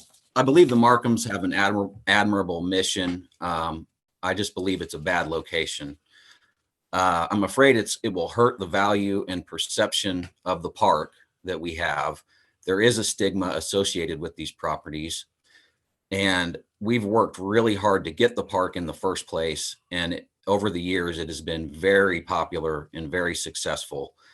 And I really don't want to see that jeopardized. Also, again, the business plan for the detailing business is all hypothetical. It seems to me that should be up and running before others are brought on board. This is also a very hard time to try to do that with the economy how it is and the pandemic environment. Also, what sorts of business licenses would be required for this detailing business? And also, what sorts of training do the Markhams have to operate this sort of a business? I've never been very clear on that.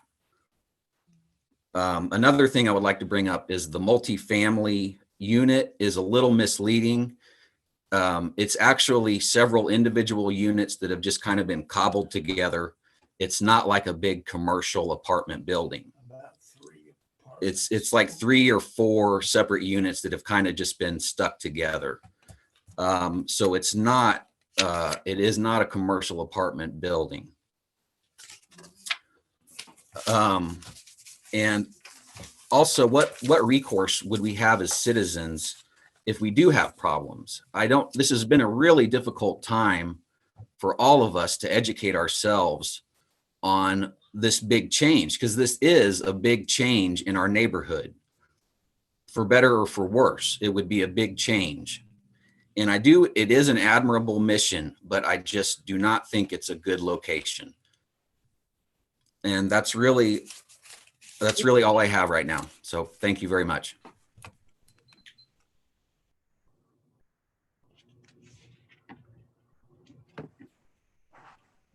Bridget, are there more? Yes, the clerk's office did receive 3 letters of opposition. The first letter reads, I have read that a non-professional trained man wants to open a sober house at this location. He has good intentions and they're not appropriate for this site. The above mentioned house is next to a neighborhood park that families in the neighborhood utilize for their children to play and for walking and other exercises on equipment provided. If this sober house becomes a reality, being a senior citizen, I will not go there again for myself, nor take my grandchildren to play. I will go to Johnson County. Many other seniors feel as I do. This is uncomfortable because I have spent more than half of my life at my home on Oliver Street.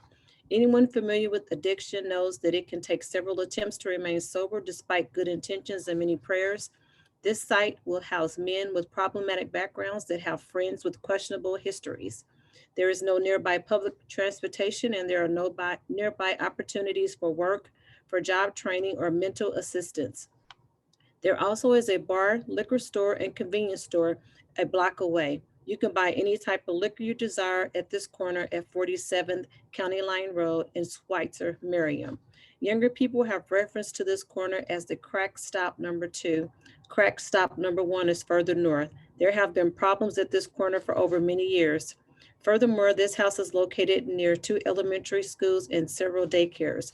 If the rezoning of this site goes through, I am very concerned regarding my property values going down. I am a senior citizen on a fixed income and need every break I can get. I will hope that this rezoning request not be approved during this COVID-19 emergency or ever. The Wyandotte County government offices has not been open, and now we need an appointment to access buildings. Seniors are not comfortable in going in and out. Many of the computer illiterate and may have any idea what is going on the Sauber house proposed. I just don't think that it's fair. Thank you, Merlin Brensdorf. The second letter of opposition reads, I am all for helping people in need or for one has fallen on a rough patch. I have concerns with a sober house living house there.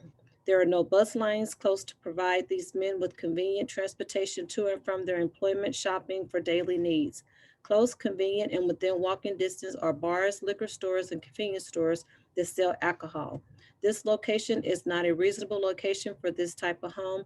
Thank you for your time and your attention. Karen Nagy. The third letter of opposition reads, as a fourth generation Turner resident, I have seen the community care for one another as well as others in neighboring communities. Where I live, several of us are multi-generational and watch out for each other. Because we care, we're concerned about the arrangements that Mr. McCann is trying to push through this process. As this is the third meeting of this proposal, he has been made aware not only from the neighbors, but from our community's arms, Turner Community Connection and Turner Recreation, that we do not agree with this assessment of location, yet he continues to push for it. This alone shows a disregard for our community. He currently resides in Olathe. Why is he not looking for a home in that area as he says the men may be coming from other states? This is not a service he is providing for the Turner community. It was also odd that there are already churches and programs there, AA and Alum, throughout our community. I will not go on through all the reasons already addressed, as I believe our neighborhood has been very empathetic in understanding the plight of those who want to break the chains of addiction. So much more that they are thoroughly through the reasons this properties would not help them move towards independence. No bus systems, no places of employment, access to buying food or banking within comfortable walking distance. Some may even be able to drive as the license have been revoked or never driven because they don't have a car. I had a family member go through a program in downtown KCK. He could walk or take a bus anywhere, winter or summer, and it aided in him being independent. He and this gained employment and security at Donnelly College. I would ask that the commission not allow this rezoning to move forward on behalf of the men who need to place where they can move towards independence. This is from Karen Shabi. We also received a fourth letter that was late, and that was in regards to Mary and to Raymond and Linda Spears in opposition. Those are it from the clerk's office.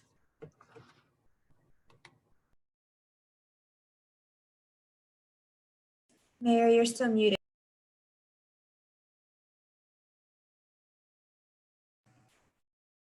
Okay, we have now concluded the public hearing. Does the applicant wish to say anything more? Mr. Markham? Yes, I'd like to address some of these questions that have been brought up. Mr. Mendez, as far as my company's not being up and running right now, I do have 20 or more cars that are ready to be detailed at this point. The men that will come into our facility will have had an entire year of being sober, and not every one of them has been incarcerated. I, for one, had struggled with addiction for many years of my life. I do not have a criminal background. To go to Jill, she says that there's nothing to start with our ministry. We've done a ton of research for the last year and a half.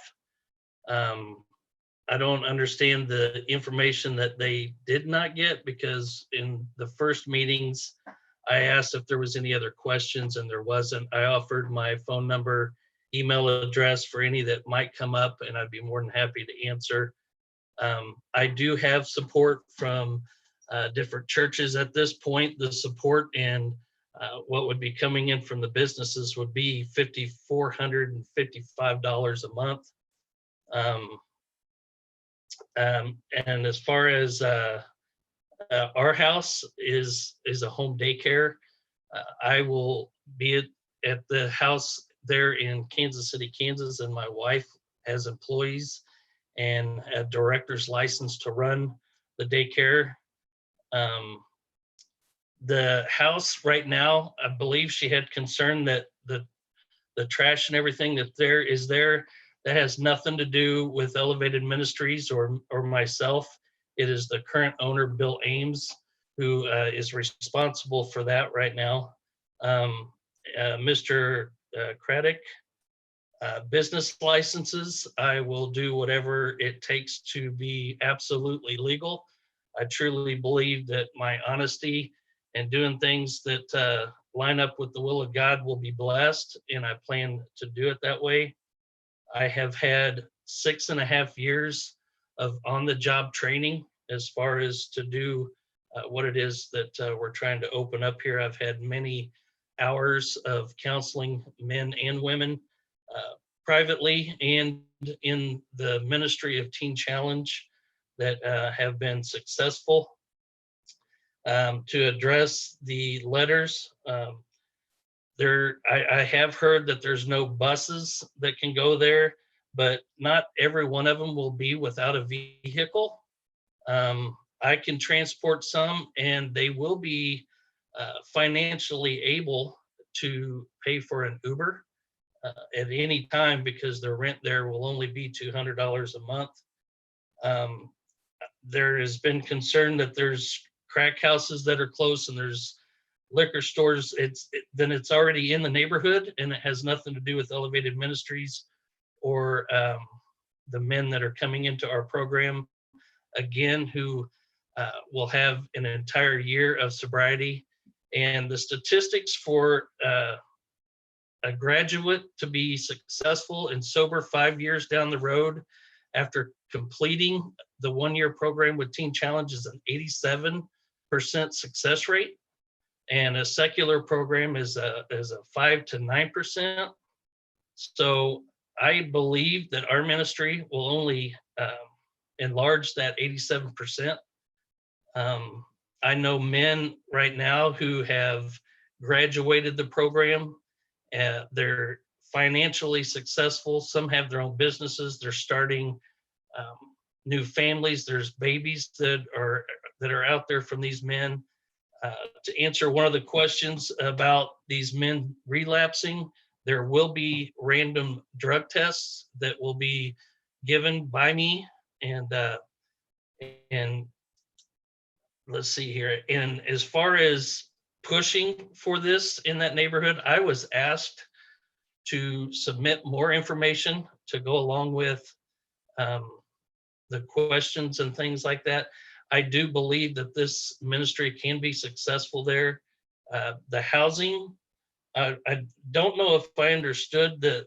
I don't remember who it was that said that it was, I think it was Mr. Craddock that said it's just hodgepodge together as apartments. But it's a 3,000 square foot home. It's pretty spread out. It is not separate apartments. To put 9 people in a 3,000 square foot home, that gives each person 333 square feet to themselves. So I believe that it's adequate. There were other concerns that hasn't been addressed here as far as the septic tank, and we would be willing to let you guys inspect that to see if it will run okay, and we could make arrangements to change it if need be. I know that the Lawrence, Kansas Teen Challenge facility right now houses 15 people, and it did the year I was there as well, house 15 people, and they run on a septic tank, and they don't have any problems whatsoever. So as far as anything else, I think that's all that I have to kind of answer from what I've heard that was spoken here tonight. And I thank you guys for your time. Thank you. Commissioner Kane? Thank you, Mayor. After everything that I've read, and especially everything that I've heard, I'd like to follow the Planning Commission's recommendation for denial, and for multiple reasons, but all of them have already been said. Commissioner Markley? I will second that motion and just comment that I do have concerns about the size and character of this particular home for this use, and also about the concept of having auto detailing, or essentially a business operated out of this facility. So I will second Commissioner Kane's motion. Okay. Any comments or questions from the commission on the motion? Seeing none, we have a motion and a second. Roll call, please. Roll call Walters, Aye. Philbrook, Aye. Bynum, Aye. Burrows, Aye. Townsend, Aye. McKiernan, Aye. Ramirez, Aye. Johnson,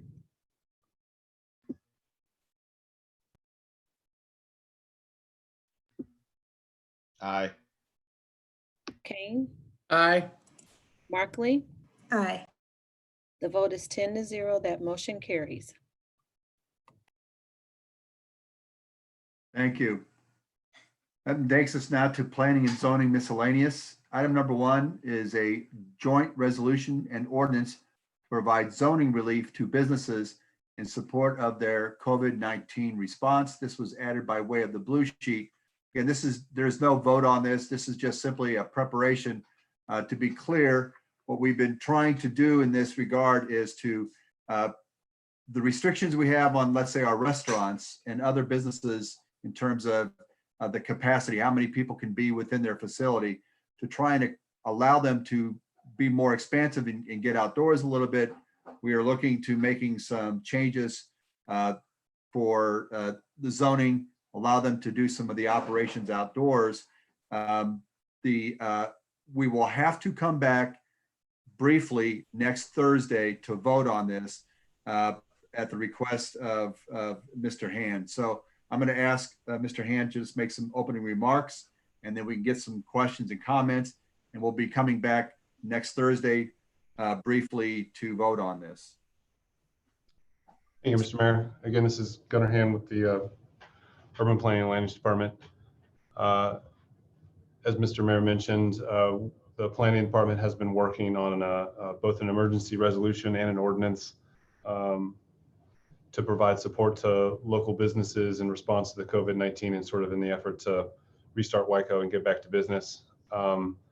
Part of our thinking as it relates specifically to the zoning code were to review 4, let's say, categories of the zoning code.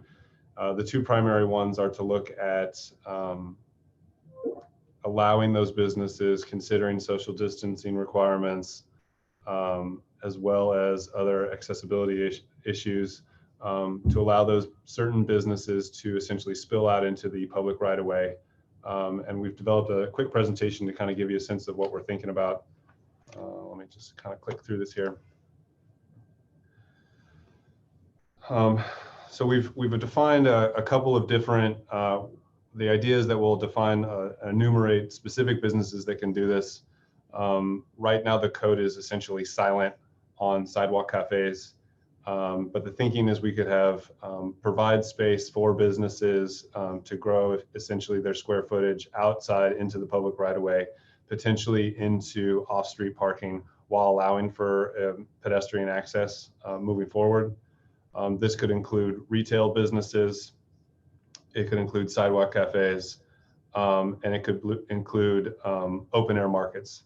There's a bunch of communities that are looking into similar type revision, temporary measures with their ordinances, with their zoning codes. This is essentially a restaurant that's converted their restaurant space into a market. Again, occupying the public open space with while allowing the necessary ADA accessibility requirements on the sidewalk. We also think there's an opportunity here to look at those businesses, potentially one on-street parking space per building to go into and develop parklets. And we're looking at various standards for that as well, whether they be some sort of temporary arrangement or something a little bit semi-permanent. Right now, we're looking at an emergency ordinance that would last from adoption to the end of the calendar year with the option to be extended by the commission if you see so fit. The other option here is to allow certain parking. Again, we're a very diverse county, everything from urban to suburban to rural and agricultural. So this would be a blanket approach. So the other thing we're potentially thinking of is allowing off-street parking if those off-street parking have surplus parking. So not eating into your required parking. But if you think of some more of our suburban uses, they might not have a sidewalk that they can spill into on-street parking, but they might have surplus parking on their off-street parking that they could potentially use for either, again, dining or retail or something of that nature.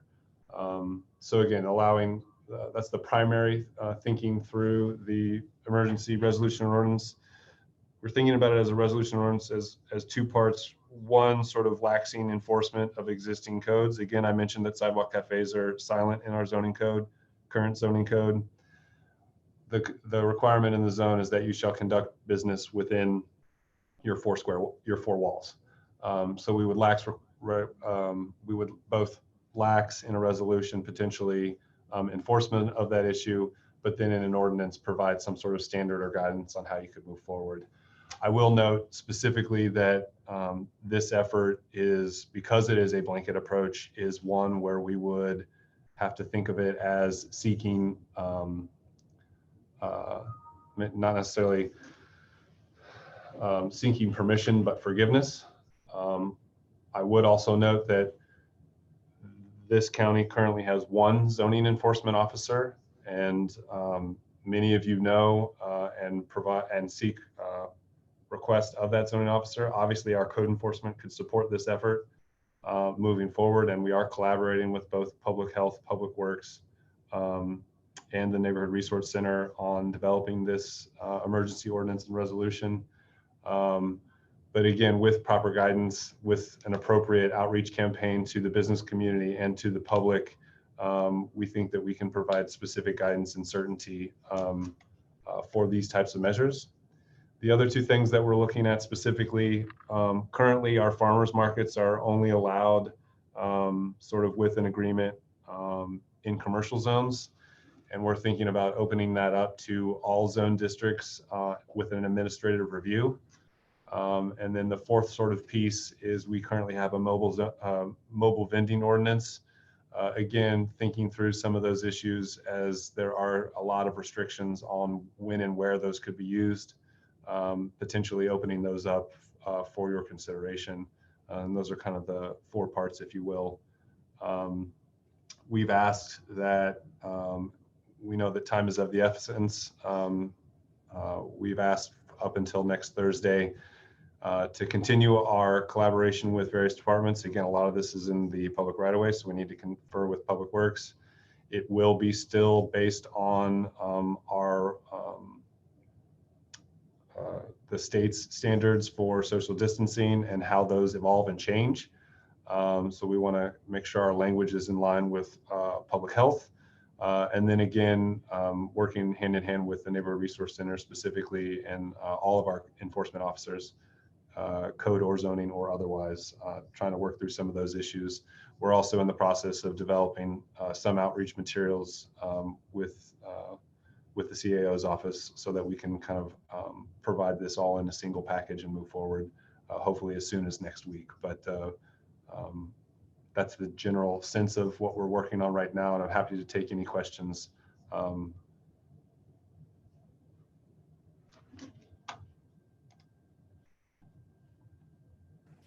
Again, this is an opportunity to let you know the progress of this effort to help businesses accommodate expanding their space out of doors.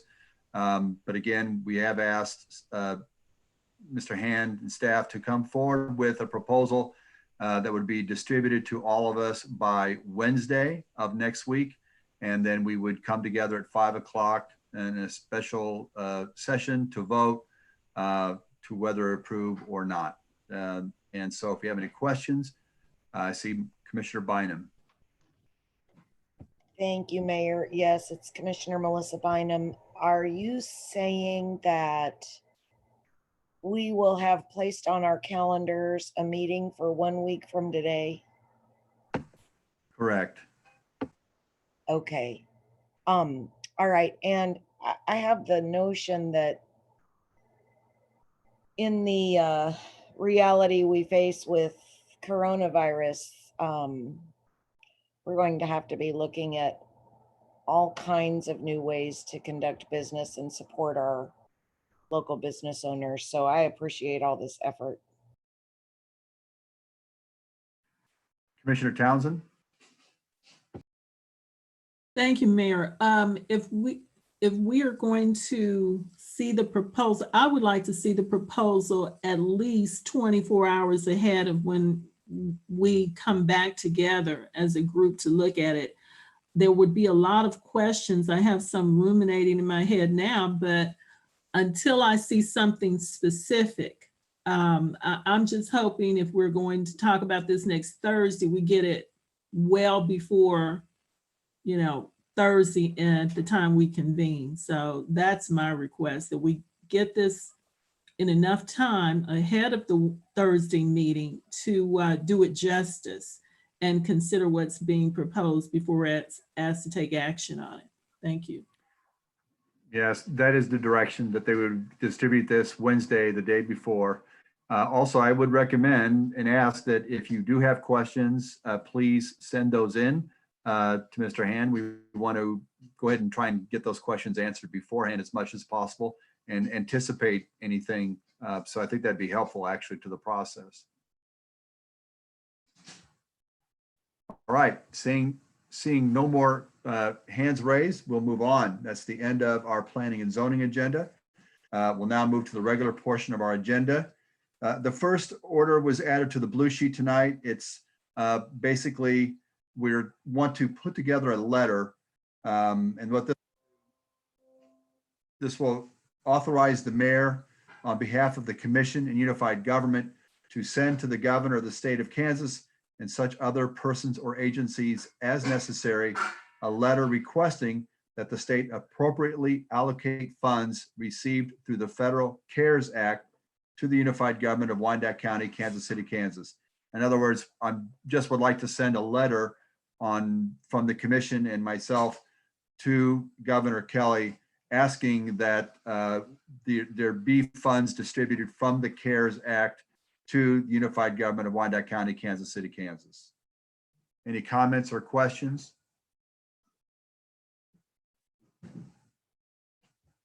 Okay, seeing none, I entertain a motion. Move for approval. McKiernan, second. Okay, we have a motion and a second. Roll call, please. Roll call: Walters, Aye. Philbrook, Aye. Bynum, Aye. Burrows, Aye. Townsend, Aye. McKiernan, Aye. Ramirez, Aye. Johnson, Aye. Kane, Aye. Markley. Aye. The vote is 10-0. That motion carries. Thank you. We now move to the consent agenda. Does any member of the commission or county administrator wish to set aside any item on the regular consent agenda? If an item is not set aside, all items on the regular consent agenda will be voted on by one vote. Commissioner Kane. I want to pull consent agenda 4, which is the KCK Fire Department FEMA staffing adequate. Thank you. All right. McKiernan, move to approve all other items as submitted. Second, Johnson. You have a motion and a second. Roll call, please.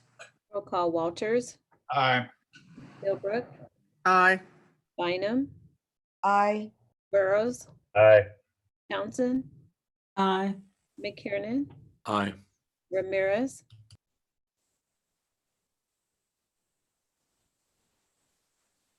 Commissioner Ramirez, Aye. Johnson, Aye. Kane, Aye. Markley. Aye. The vote is 10-0. That motion carries. Thank you. I'm trying to pull up item 4.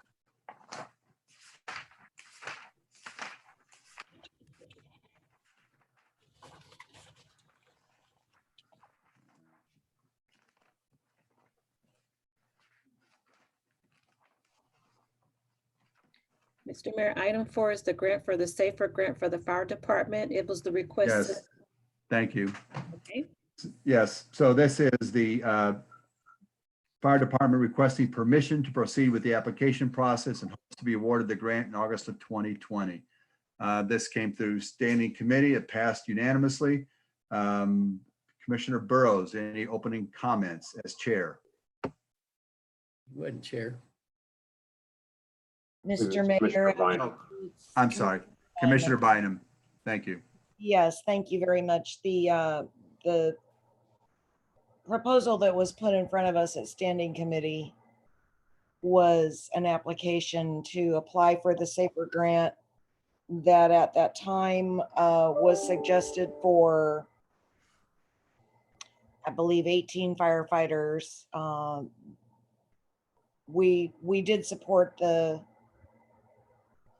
application as it was presented to us, especially when we were told that the match requirements at the local level had been eliminated due to the coronavirus. So we did unanimously approve that grant application, and that is where it stood until it could come to this body tonight. Thank you.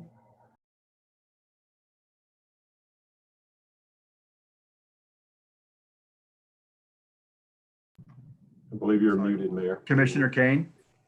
I think Doug should go first. Well, you called it, so. All right, I'll do it. Yeah. Okay, we found out, uh-oh, what happened there?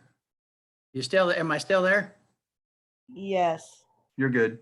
You're there. All right, we found out that there was some other opportunities that we could pursue with an additional, I think it was somewhere between, I don't know, a total of 39 or whatever. So several of us reached out to the FEMA folks, 3 to be exact, and all 3 were told, hey, if you file for this grant, that covers new fire station employees. So obviously I got excited about that. I contacted everyone I could possible. And in fact, I sent emails out to that effect and received a notice from legal that wasn't quite proper, but I have brought this up for, as much as I could because we're under a time crunch. Then yesterday I talked to Administrator Bach, and Administrator Bach says, well, why don't we do this? Why don't you and the mayor and I talk to the FEMA folks? I'm telling you what, it doesn't get any better than that. So we tried to set it up for 11:30 in the morning, and that didn't happen. And then later that day, I texted Mr. Bach and I said, what's going on? And he says, well, I got a hold of them, and the agreement was that we would talk to them together. Well, I'm not sure what answer he got. Hang on one second, please. But he said, and this is his text message to me, I talked with the woman on the help desk. She gave me a probable answer and did not seem to have the good command of the review, which I know she is not a grant reviewer, and I don't know how you would know that. If she was the only one I talked to, I would not take this advice and help any other way. This grant would have covered enough people to fill the new station out west and not close the station in 15 down in Fairfax. When I agreed with Mr. Bach that we would talk to these people, and Mayor, he was going to hook you up with that conversation. The administrator calls him, talks to the lady, doesn't call me so we could both be on the phone at the same time and ask the questions. I've been a union guy for a long time. And when somebody tells you, all right, this is what we're going to do, and obviously he didn't get the answers that he wanted, so he didn't call me back. And he had up until 5 o'clock last night to make that decision. You tell me how he says, all right, Commissioner Kane, I'm gonna do this with you. Okay, we're gonna involve the mayor. That's fantastic. You tell me how many, several other people called up there and got the same answers that if you apply for this grant prior to hiring those people to fill Station 12, they'll pay for it. There's also other grants out there to pay for equipment. I cannot believe that Mr. Bach says, I will talk to you with FEMA. He talks to the lady, and may have perhaps wasn't the guy we wanted him to talk to. May have perhaps didn't get the answer that he wanted, but the agreement was we would talk to them together. And it's just like anything else. You know, a union guy believes management until something's not a muck, and this is a muck. There's no reason why that he talked to her and didn't chime me in with that, or you, Mayor, because I would gladly, if somebody said, no, that's not the case, I'd have went to every single person in Wyandotte County and said I was wrong. But since the administrator chose not to involve me on the phone conference, my lack of confidence is terrible. I'm trying to solve an issue that helps us save close to $4 million. Mr. Bach agreed to that. It was Kenny, I think it was Kenny Moore's idea to do that. I thought that's great. Hook you in, Mayor, that's even better. Because the answer is the answer. All I wanted was the answer. The answer I got, they'd pay for it. Another answer I got, which I didn't ask for, there's equipment out there. You tell me as senior commissioner that the administrator talked to this lady and refused to hook me up to her, even when he said he would do it and he would hook you up. Now, something is wrong with communication here. We are the elected body, not Mr. Bach. You are the mayor, not Mr. Bach. I cannot understand in any way, shape, or form in the 15 years I've been there that this happened. Because you know and I know, I'll tell anybody what the answer is when it's the answer. Since we voted for that fire station, it's going to be over 3 years and 10 months before it opens up. We asked for a SAFER grant last year. They wanted it. They denied a SAFER grant last year. Doug didn't want to apply for it because we didn't know what to do with it. Staff should have known to man a new fire station that they can use the SAFER grant. Staff should have known that if you hire, there's equipment grants out there. Staff should have known that. I understand that the police department has a grant writer. Either we share the grant writer or we get our own, and somebody needs to pay attention to what's going on. When I talked to the guy last week, there were 4 people from Kansas City, Kansas that called the FEMA guy, and he said, yep, one of the guys from the fire department called first thing this morning. Then another person, then another person. And then JJ Sema called, Melissa Clark called. They all got the same answer I did. They will pay for that as long as it is prior to filling the fire station. Okay. And I'm like, all right, we got it. And then everybody says, well, wait a minute. We're not sure exactly how much it costs. And Mr. Bach says, you know what? We'll call him, Kane, and we'll put you on there and we'll put the mayor on. And he did not do it. So somebody tell me where I'm wrong and how Mr. Bach has the right not to involve me when he said he would, and involve you, Mr. Mayor. So I don't understand how when several commissioners voiced their concern about having this and applying for it, because it's an application. You're not positive you're going to get it. You might apply for 43 and you might get 25. He also called our lobbyist in DC. He's not a FEMA guy. That's why I called the FEMA guy. In fact, a retired person from City Hall called me and gave me the phone number and said, you know what, Kane, this might be wrong. You might want to call him. And I did. And I thought, oh my God. And then when I turn around and when Mr. Bach says, we'll call him together, and he calls back because he didn't get the answer he wanted, he wouldn't put me on the phone with him. Mayor, I'm very disappointed. I want to know what you're going to do about it. Well, Commissioner Kane, this is, first of all, I'm going to kind of review as best I understand the situation. So the standing committee approved this grant to move forward with 18. And last week or 2 weeks ago, we came to the conclusion that, well, let's look to see if we could add additional onto this and or layer on a second grant application.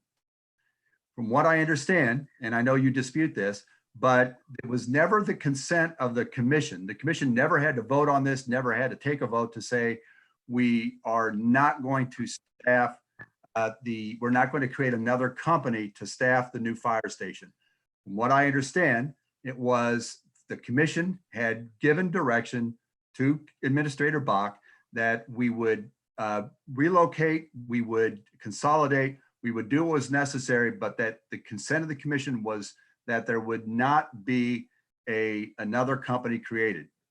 That's what the direction that Mr. Bach was operating under. That's my understanding of it. And having talked to other commissioners, that's still my understanding. Secondly, when this came forward last week, I suggested to Mr. Bach that we need to find out whether if we do change the application, that would that affect the likelihood that we would be able to get this grant. And so we did reach out to people at FEMA, and we did reach out to the lobbyist, who frankly is quite qualified to handle grants. In fact, that was one of the reasons why he was so appealing to the selection committee, was that this partnership, this firm does excellent work with federal agencies in engaging the grant writers and the reviewers to make sure that the applications that go forward are sufficient to really ensure that we can get the grant approved. So he has extensive experience working with federal agencies on grants. And in fact, that was one of the main reasons he was recommended for hire by the selection committee. His contacts there at FEMA were that, no, this will seriously affect or could seriously affect your likelihood. If you change the grant application at this point, that's not going to be received well. They may not say that on record, but that's what we were told. And secondly, they said, if you add on a second grant, you also could jeopardize the original grant. Now, that was the information we had. And when we picked it up again this week on Tuesday, after the Memorial Day weekend, we reached out again because we got communication saying, hey, this is not a problem. The issue came down to this. Did we want to take the risk of missing out on the grant application that the standing committee had already approved by either changing the grant application or by layering on a second one? And because we could not get a consistent answer, you got answers that answered what you said that you wanted to hear, which was we could do this, and that, but we got answers that said, no, that would jeopardize it. We were not going to take that risk. So it was my recommendation that we not go forward with adjusting the grant or by layering on a second one. It's as simple as that. It was a question of what is going to maximize our opportunities and the likelihood that we're going to get a favorable response to this grant. And the response, in my opinion, was we're not going to take the risk and we want to stay with the original grant. It's as simple as that. Now, we can argue whether you talk to the right person at FEMA or whether we talk to the right persons. That's the problem, because we could not have certainty one way or another. I decided that we would not take that risk. And the standing committee had already approved the 18. So it seemed to me that if we wanted to change it, in fact, we would have had to bring it back through standing committee, and that would have been past the deadline. So I hope that answers your concerns. Okay, let's go back to something. Mr. Bach said he's got me on tape last week saying something, which is great.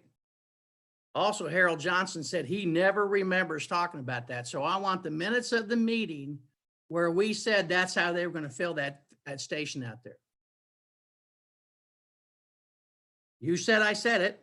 You said they talked to the entire commission. I want the minutes of the meeting where they said that's how we were going to fill it, because I was never in a meeting where that said that. But you tell me another deal. You missed the other part where Doug agreed to call FEMA with you on the phone, and he didn't do it. He talked to her and refused to get me on the phone.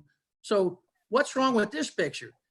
He says he wants me there. He wanted you there to listen to it. He talked to him. He got the answer he didn't like, so he refused to get me on there. Where is the trust that we're supposed to have as a commission with staff when they want to meet? Great, it's an idea. Let's talk on the phone. We'll even bring you in, Mayor. And he didn't do it. Now, is that my fault he didn't do it? Or is that his fault he didn't do it because he didn't want to do it in the first place? But here's the deal.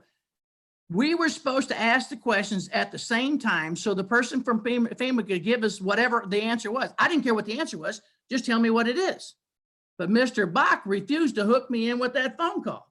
So, and to hook you in with it. You should be upset as I am. So I'm not had Mr. Bach be able to respond to that, but you know as well as I do that as far as I can tell, there was never a place where the commission over the past several years ever had to make a public vote as to whether they would continue to fill out the new station with a new company or simply relocate. But that what the consensus of what I understand, the consensus of the commission, accepting you, was that we would fill with existing resources. And I would ask the other commissioners to weigh in on this because I was not privy to those conversations leading back to prior to my being sworn in. But in the meantime, I'd like Mr. Bach to respond to the complaint you made. Certainly. So as you went through, Mayor, you did a good recount of us going through and trying to do our research to figure out who could give us information about this grant. I did talk to our lobbyist at Thorn Run. He went and did additional research. He talked to a head grant writer that works on this. He talked to other colleagues in his field. He came back waiting on that information. That was information. Then Thursday morning, I contacted Mr. Kane, asked if he wanted to be party to the conversation with him directly so he could hear from him and hear about what his thoughts were on that and could offer that what he had done in his research and go into that because he had done quite a bit of work looking into it over the past few days. Commissioner Kane stated he did not want to talk to him. He referenced an individual that was part of the SAFER grant program that he wanted to talk to, and he wanted me to coordinate a meeting with him. I called to FEMA Thursday morning, or I called to SAFER Thursday morning. In my first attempted call through them, I got on a hold line, which I'm sure it was this was not, sorry, I said Thursday. This was last Wednesday. It was Wednesday, yesterday. I sat on hold for about 10 minutes. It was leading up to a time I had another meeting. There was an option about every 30 seconds. So I was prompted to leave a message. At that point, I did leave a message. I'd called the direct number that Commissioner Kane had given me for that individual. I asked if he could call me back, that we would like to have a meeting. Did not hear back from him. Later that morning, Commissioner Kane prompted me and said, "What do you know?" I said, "I haven't heard back, but I would try again." I did so. Didn't get anybody first time around, but then tried again.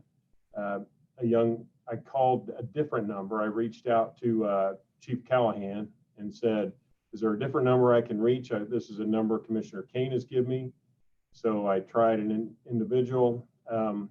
Lady answered the phone, asked to try to get the individual we were after. I think, I don't know. I believe a lot of the people working in DC are probably working from home, so they're probably not all in some large call center at this point. She took quick questions. It was not really capacity to say, "Hey, hold on, can I schedule a meeting? I'd like to get a commissioner to get online with this," or joint call. So I tried to take the opportunity while I had someone on the phone to ask the question. She gave me probably type responses, which seemed very weak. Didn't think I was getting too much from her. So with that, I left and tried to get back to the individual that we'd called for before, but did not hear from. I will say once I reached Wednesday afternoon, our cutoff time was 4 o'clock yesterday. My concern, having had good information given to me from experts in the area and in DC, Chief Callahan had talked directly with SAFER people. He had talked with grant reviewers. All of us have been given the response that if we pull it out and we'd be changing a key qualification within that was, do we have a plan to sustain these firefighters after the 3-year period? Current grant application we did. When we extended it and added to it, that is a no. That's not the plan that we have. So that was given a mark that said that will hurt your probabilities. A lot of people have applied for this grant. So in coming to it, you're getting a lot of, once they remove that criteria to say there was no local match. It's going to be a very competitive grant. In going through that with experts in the field, they offered me the advice back. Mayor Alvey did get on the phone to listen to the experts, to the meeting that Commissioner Kane elected not to join. And they offered the advice that this is going to hurt your opportunities for success in that grant. So for me as a county administrator, having had met with all the commissioners earlier in the year, all of them telling me we should move forward with this SAFER grant, then going forward to standing committee and getting unanimous approval that we should submit this SAFER grant, then doing the follow-up as requested to go through and get advice from experts in the field and telling me this could jeopardize our grant application. It was difficult for me to change and go against and withdraw the current application against the voted notice that I had from the commission and submit a new grant application in the 11th hour or 12th hour, I would say. Okay, first of all, the lobbyist works for you. Doesn't work for me, it works for you, you hired him. Show me in the minutes where it said the commission was going to fill that job by closing other fire stations. I need to see that. And then I want to see the grant application itself. The reason I didn't want to talk to that lobbyist because you would have pre-fed him the information that you wanted him to know. That's why I wanted to call FEMA and call them together so neither one of us would pre-feed them the information and we would take that information back and say, here it is. As you I'm sorry. I didn't interrupt you. Don't you interrupt me, please. Go right ahead. Go right ahead. I thought you were done. Yes, we voted for that. Then we found out that there was more opportunity. When I called the guy said you can electronically pull it back. It will not affect your application at all. And in fact, filling a brand new fire station is what the grant's for. So somebody please show me the documentation where the commission said we're going to fill it by closing other fire stations. And that's not the case. And and Harold Johnson is on tape, just like you say you got me on tape. And I'm glad you got me on tape tonight. He said he didn't know anything about it because he wouldn't have voted for it that way. So somebody's got to show me somewhere in our minutes that we had a meeting that we said that, because I'm telling you right now, I would have never approved that. That is correct. There was never a meeting where the commission had to publicly take a stand that they were not going to create another company. It was done through on-threes, which you know is the process. And whether it's a good process or not, frankly, I don't think so much. I've seen it too many times where we get the commission provides direction in those on-threes to the administrator who then follows those out. In my opinion, first of all, if we had signed this, gone through this grant and left open the box where it says, do you have a plan to sustain these positions afterwards? What you're suggesting, Commissioner Kane, is that 35 positions in 3 years, we would have had to come up with all of that money. As you said just 3 weeks ago, we have to be very strategic with our funds. For us to project 3 years from now that we're going to be able to sustain an additional 17 firefighters above the 18 we're already committed to in 3 years is simply, that's unpredictable. It would be disingenuous for us to go out and say, yes, we have a plan to sustain those firefighters after that. We would be putting these people in the position of saying, guess what? You're going to come on for 3 years, but after 3 years, we got no guarantees. If you can see where the money is going to be in 3 years, I challenge you to show me where that's going to be, because all I've seen is we're in for a long, long haul of very, very restricted spending, and we're going to be looking at cuts that it's going to dwarf what happened after the Great Recession. So in my opinion, for us to actually go out for that additional firefighters would have been irresponsible, it would have been disingenuous, and it was certainly not the sense of the commission. Well, they had 3 years and 10 months to man that fire station. They had a SAFER grant last year they didn't apply for. And how come they didn't know that SAFER grant is to fill brand new fire stations? How come somebody didn't know? Where we wouldn't be that today if we'd applied for that SAFER grant last year. And then let's go back to 3 years and 10 months to build a fire station. Whew. They're gonna build the airport before they build that place. In any event, the fact of the matter remains that you had one person tell you or other people tell you that this would not affect the application. We had others say that it would affect the application in a negative way. And so I'm not going to gamble on this. And so the direction was, let's go forward with the original, what was approved by standing committee. And then you got to go back to Doug wants to talk to them with me on the phone. He talks to her and never hooks me up. That's lack of respect for the commissioner in the area. I will also say this, Commissioner, if you did not want to get on the talk with the lobbyists because you believe that Administrator Bach would have pre-fed and prejudiced him, then you would have had an opportunity on that call to give him real information that apparently you have, but no one else does. So in any event, the bottom line is the risk was too great and I was not going to put this grant at risk. I'm disappointed in both of you. And that is your prerogative.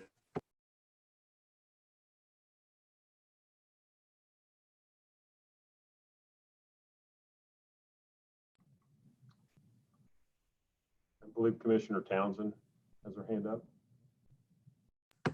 Commissioner Townsend? Thank you, Mayor.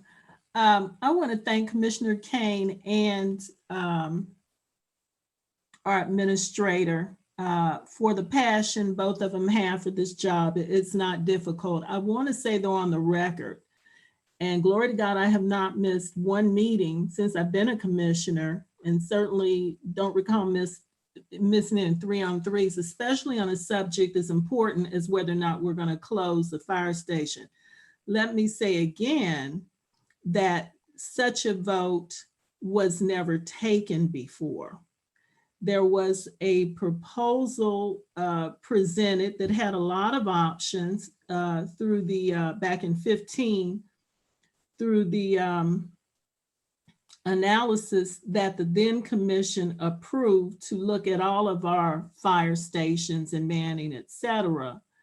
But it's my recollection that there was never a vote taken in any forum as to whether we were going to close the fire station. That has since come up, as we all know, in the last 2 to 3 months. And it's unfortunate we didn't get to that level then. So yeah, we told the administrator, we're going to go with what we have. And if you recall, I've asked a month or so ago for us to take a look at that again, but there was never such a vote. So I want to say that for the record.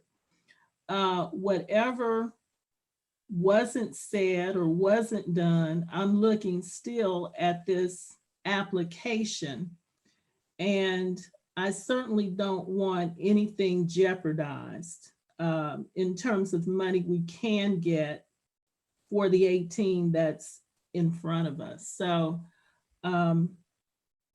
I just want clarification again. I think I asked this question last week. I'm looking at the language in the pack that we have. Are we saying that there is no cost to us for 3 years for this grant?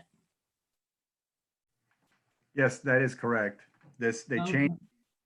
changed the match, and it's 100% for 3 years. Okay. Well, I know this is not ideal, but I think we should move forward to pass on this grant. And if this is our bird in the hand, do at least what we can do through that. Thank you. Commissioner Bynum?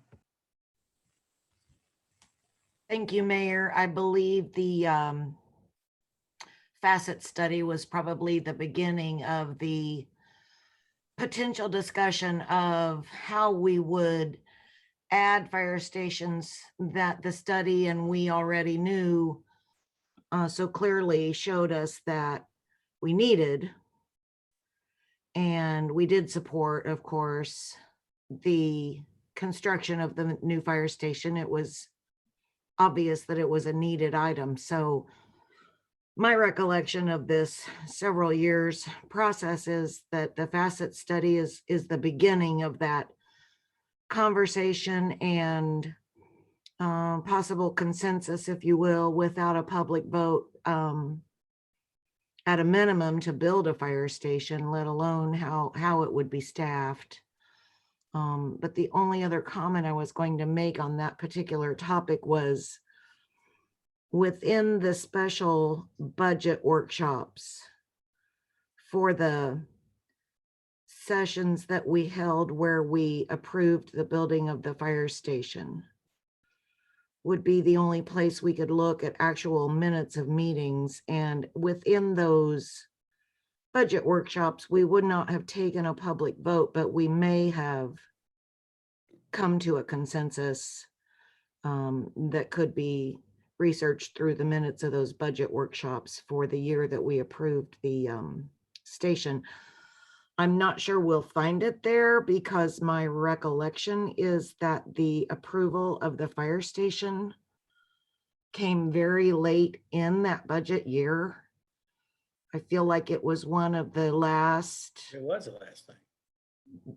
You know, so that would be the place where any kind of minutes would be located. Again, Mayor, as you said, many of the other discussions were held in smaller group settings, so there wouldn't be minutes located for those conversations.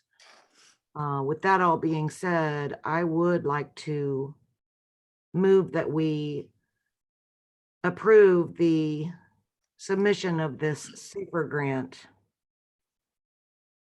Thank you. Okay, Commissioner Johnson?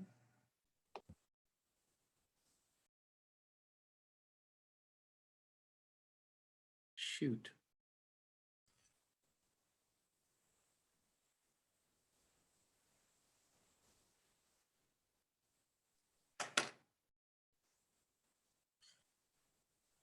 It looks like Commissioner Johnson's connection dropped off again. Commissioner Burrows. Thank you, Mayor. Well, first and foremost, we've had much discussion in reference to this manning of the fire station. And Mayor, I too was not on, join you in not being on the commission when those discussions were heard. But having heard some of the discussion and having the outpouring from the Fairfax Industrial Association in support of the Fairfax Fire Station, and much discussion and concern in reference to the SAFER grant. The SAFER grant has been settled here. I guess my question would be, if the public is to have trust in how we are to move forward when we look at how we are to man our fire stations and provide public safety in this community, especially a community that has some of the most volatile chemicals and or product lines within our community. I would just ask, Mayor, that we give consideration to taking public action on how we man the fire station in Piper and in Fairfax through full commission hearing and or a full commission meeting, so that the public can hear the discussion and see the reasons behind the decisions. You and I were not here, the 3-on-3s, the hearsay would not stand up in a court of law. This is an important issue to our community. It's an important issue to our business community. The taxpayers deserve the transparency on this issue. The fire department, our public safety personnel deserve transparency. And I would just like some clarity. I think it warrants that clarity in public purview. So, Mayor, I would hope that there would be strong consideration to putting this on the agenda when it, to determine how we're going to deal with this and rescind the he said, she said in reference to the closing of one station and moving personnel. We even have a new chief now in spite of the hearsay. So things have changed. We're under financial constraints moving forward. I understand that, but I truly believe that this is an issue of great community interest, and I stand ready to help in any way that I can. But I don't believe I heard anything this evening that warrants moving forward without public discussion in a transparent manner. Well, this discussion is going to be part of the budget process, as it always is. If we want to fund an additional company, then we're going to have to find the 1.5 million plus the money for the new equipment. It's as simple as that. And that's what was going to happen on the next budget workshop is we're going to look at, first of all, where we are financially, what resources we have and we don't have. And then we are going to bring this, and the commission will have to weigh in that they are willing to fund up another company and another station and increase the revenues to generate that money or make cuts more deeply elsewhere. That's where the question is, and that's where it's going to be in just a week and a half. I see Commissioner Johnson is back on. Yes, and I'm sorry, I forgot to unmute myself. Can you hear me now? Yes, sir. Okay, this has been a very interesting evening, just from a logistical and a technological standpoint from me. But just for the record, since I was quoted, I stand by what I said relative to closing one station as it relates to the opening of another and having to close one station as a result of that. So I did say that, I stand by that, and I just wanted to make sure that for the record, I came back and clarified that as well. Commissioner Townsend. Yes, Commissioner Bynum made a motion and I just wanted to second that again. This is the business before us tonight and certainly don't want to see money we could get jeopardized. So I'll second her motion. All right, we have a motion and a second. Roll call, please. Roll call Walters, Aye. Philbrook, Aye. Bynum, Aye. Burrows, Aye. Townsend, Aye. McKiernan, Aye. Ramirez, Aye. Johnson, Aye. Kane, Aye. Markley. Aye. The vote is 10-0. That motion carries. Thank you. Next, to go to the administrator's agenda. Item number 1 is a resolution 2020 mid-year capital projects. Under the administrator's agenda, it's a resolution regarding the 2020 mid-year capital projects. Mr. Bach. Thank you, Mayor. This item is before us this evening as we are moving some projects over into debt financing. We need to be able to do this in order to have a look back and make it eligible. Ms. Johnson, our deputy CFO, is here this evening. If you would like a presentation, though we did discuss this, I think, a fair amount as we were in one of our budget workshops earlier this evening. I would recommend approval, but if you'd like more details, she's available.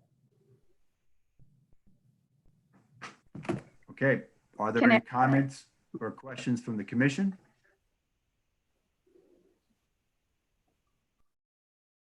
All right. Seeing none, I'd entertain a motion. McKiernan, move to approve as submitted. Burrows, second. We have a motion and a second. Roll call, please. Roll call Walters, Aye. Philbrook, Aye. Bynum, Aye. Burrows, Aye. Townsend, Aye. McKiernan, Aye. Ramirez, Aye. Johnson, Aye. Kane, Aye. Markley. Aye. The vote is 10-0. That motion carries. Thank you. Next item, presentation of the emergency shelter grant. Mr. Bach.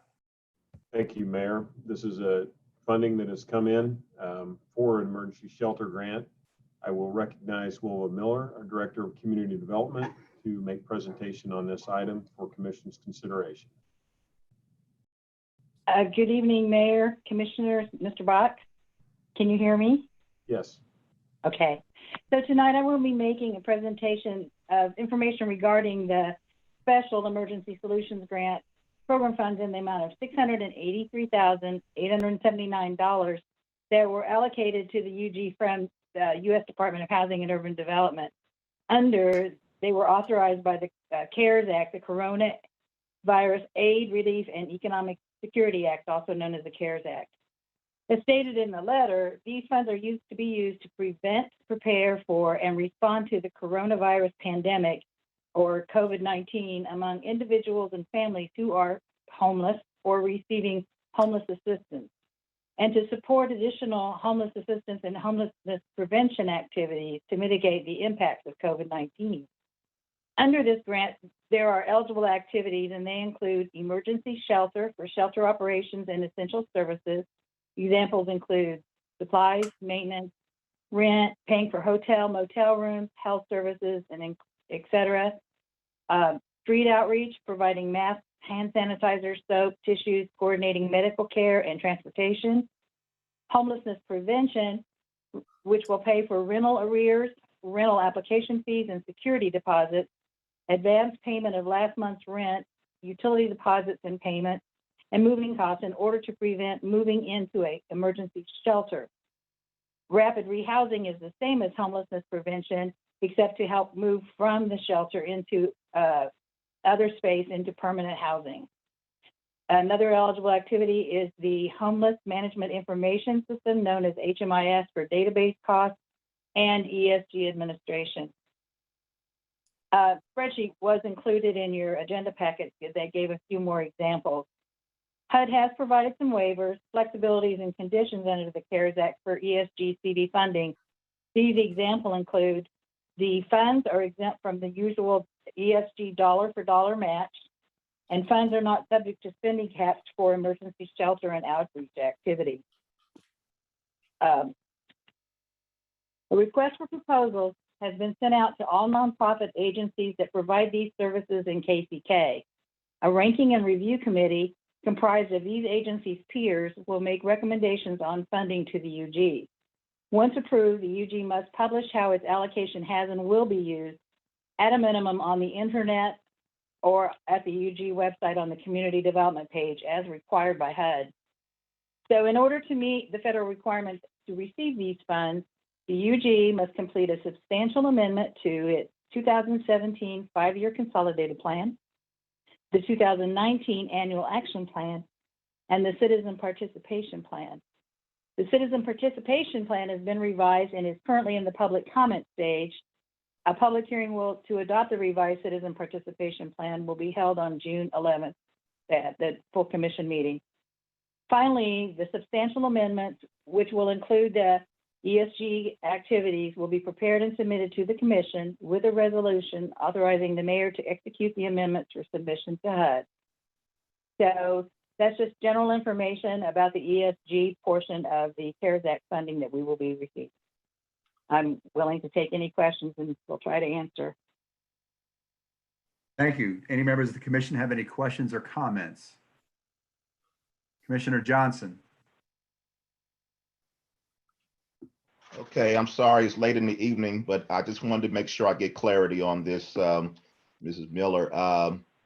It says that administration would be up to 10%. So I'm assuming that in terms of personnel costs, we would not be spending any more than about $68,000, and the rest of it would be going actually to the work of this as relates to the grant, as it relates to emergency shelters and things that you've indicated here. I just want to make sure that for the record that it would be no more than that, about $68,000 for personnel costs or administration.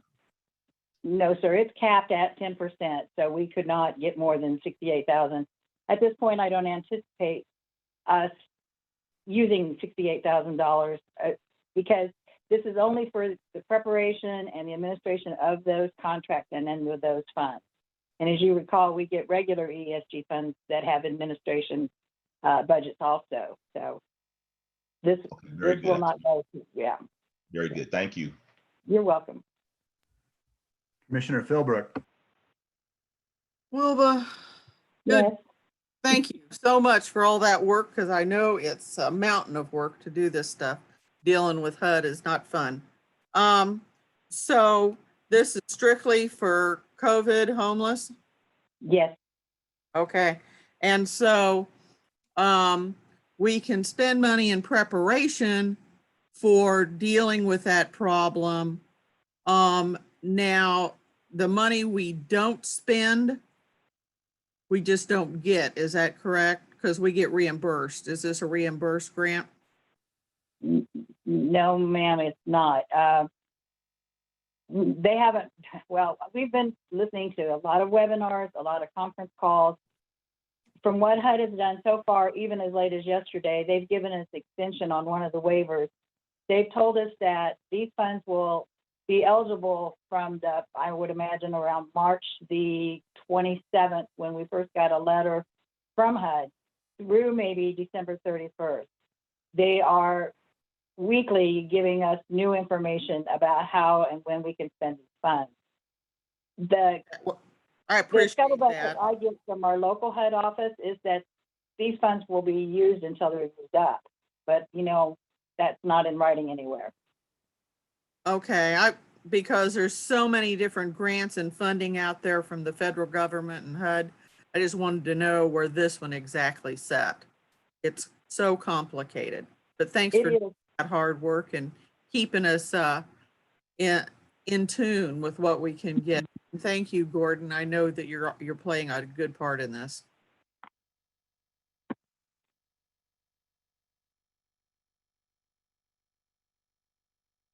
Okay. Commissioner Townsend.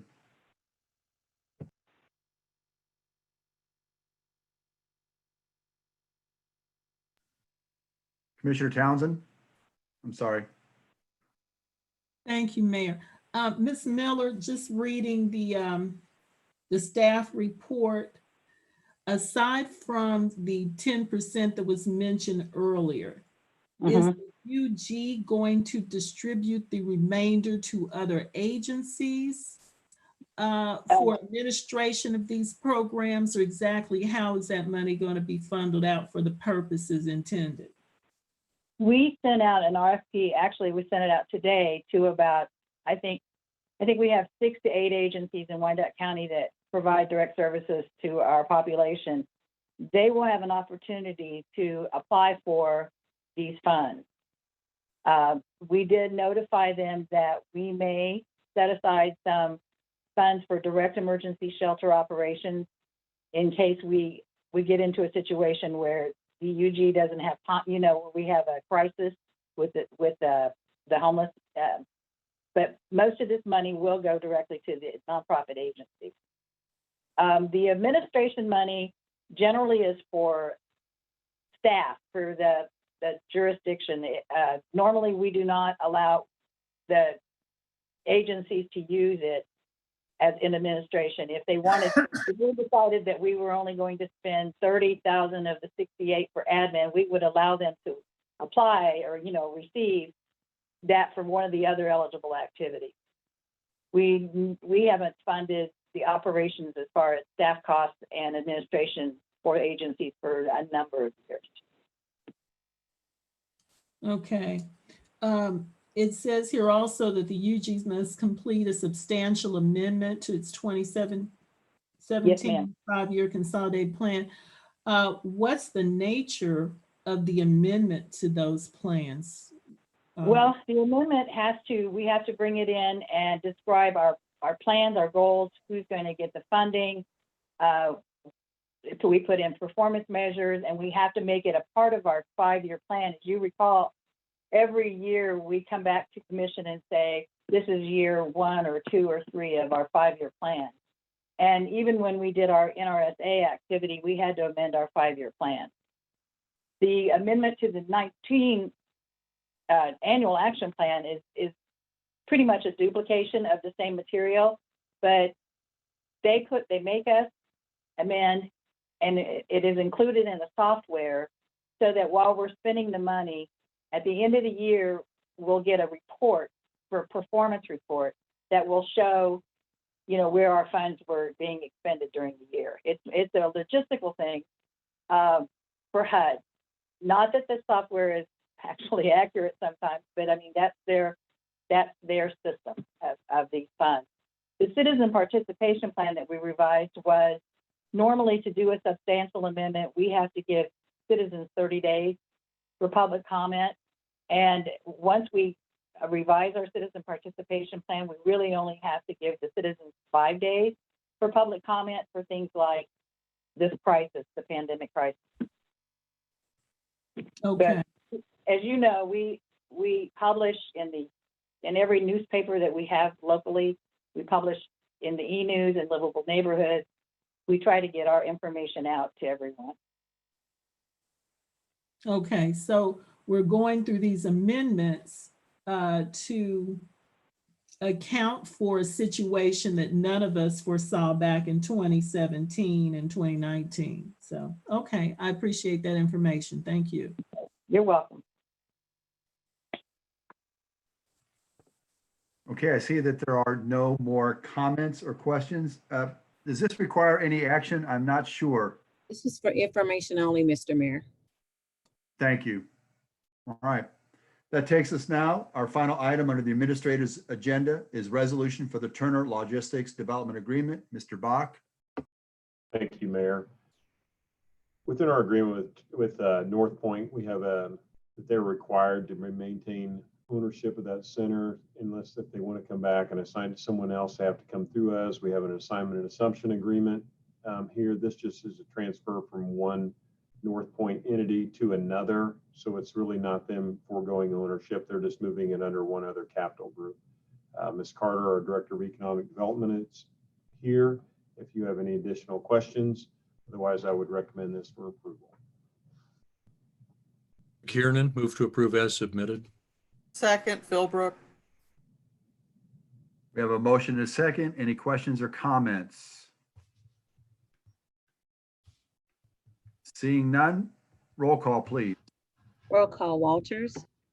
Aye. Philbrook. Aye. Bynum. Aye. Burrows. Aye. Townsend. Aye. McKiernan. Aye. Ramirez. Aye. Johnson. Aye. Kane. Aye. Markley. Aye. Vote is 10-0. That motion carries.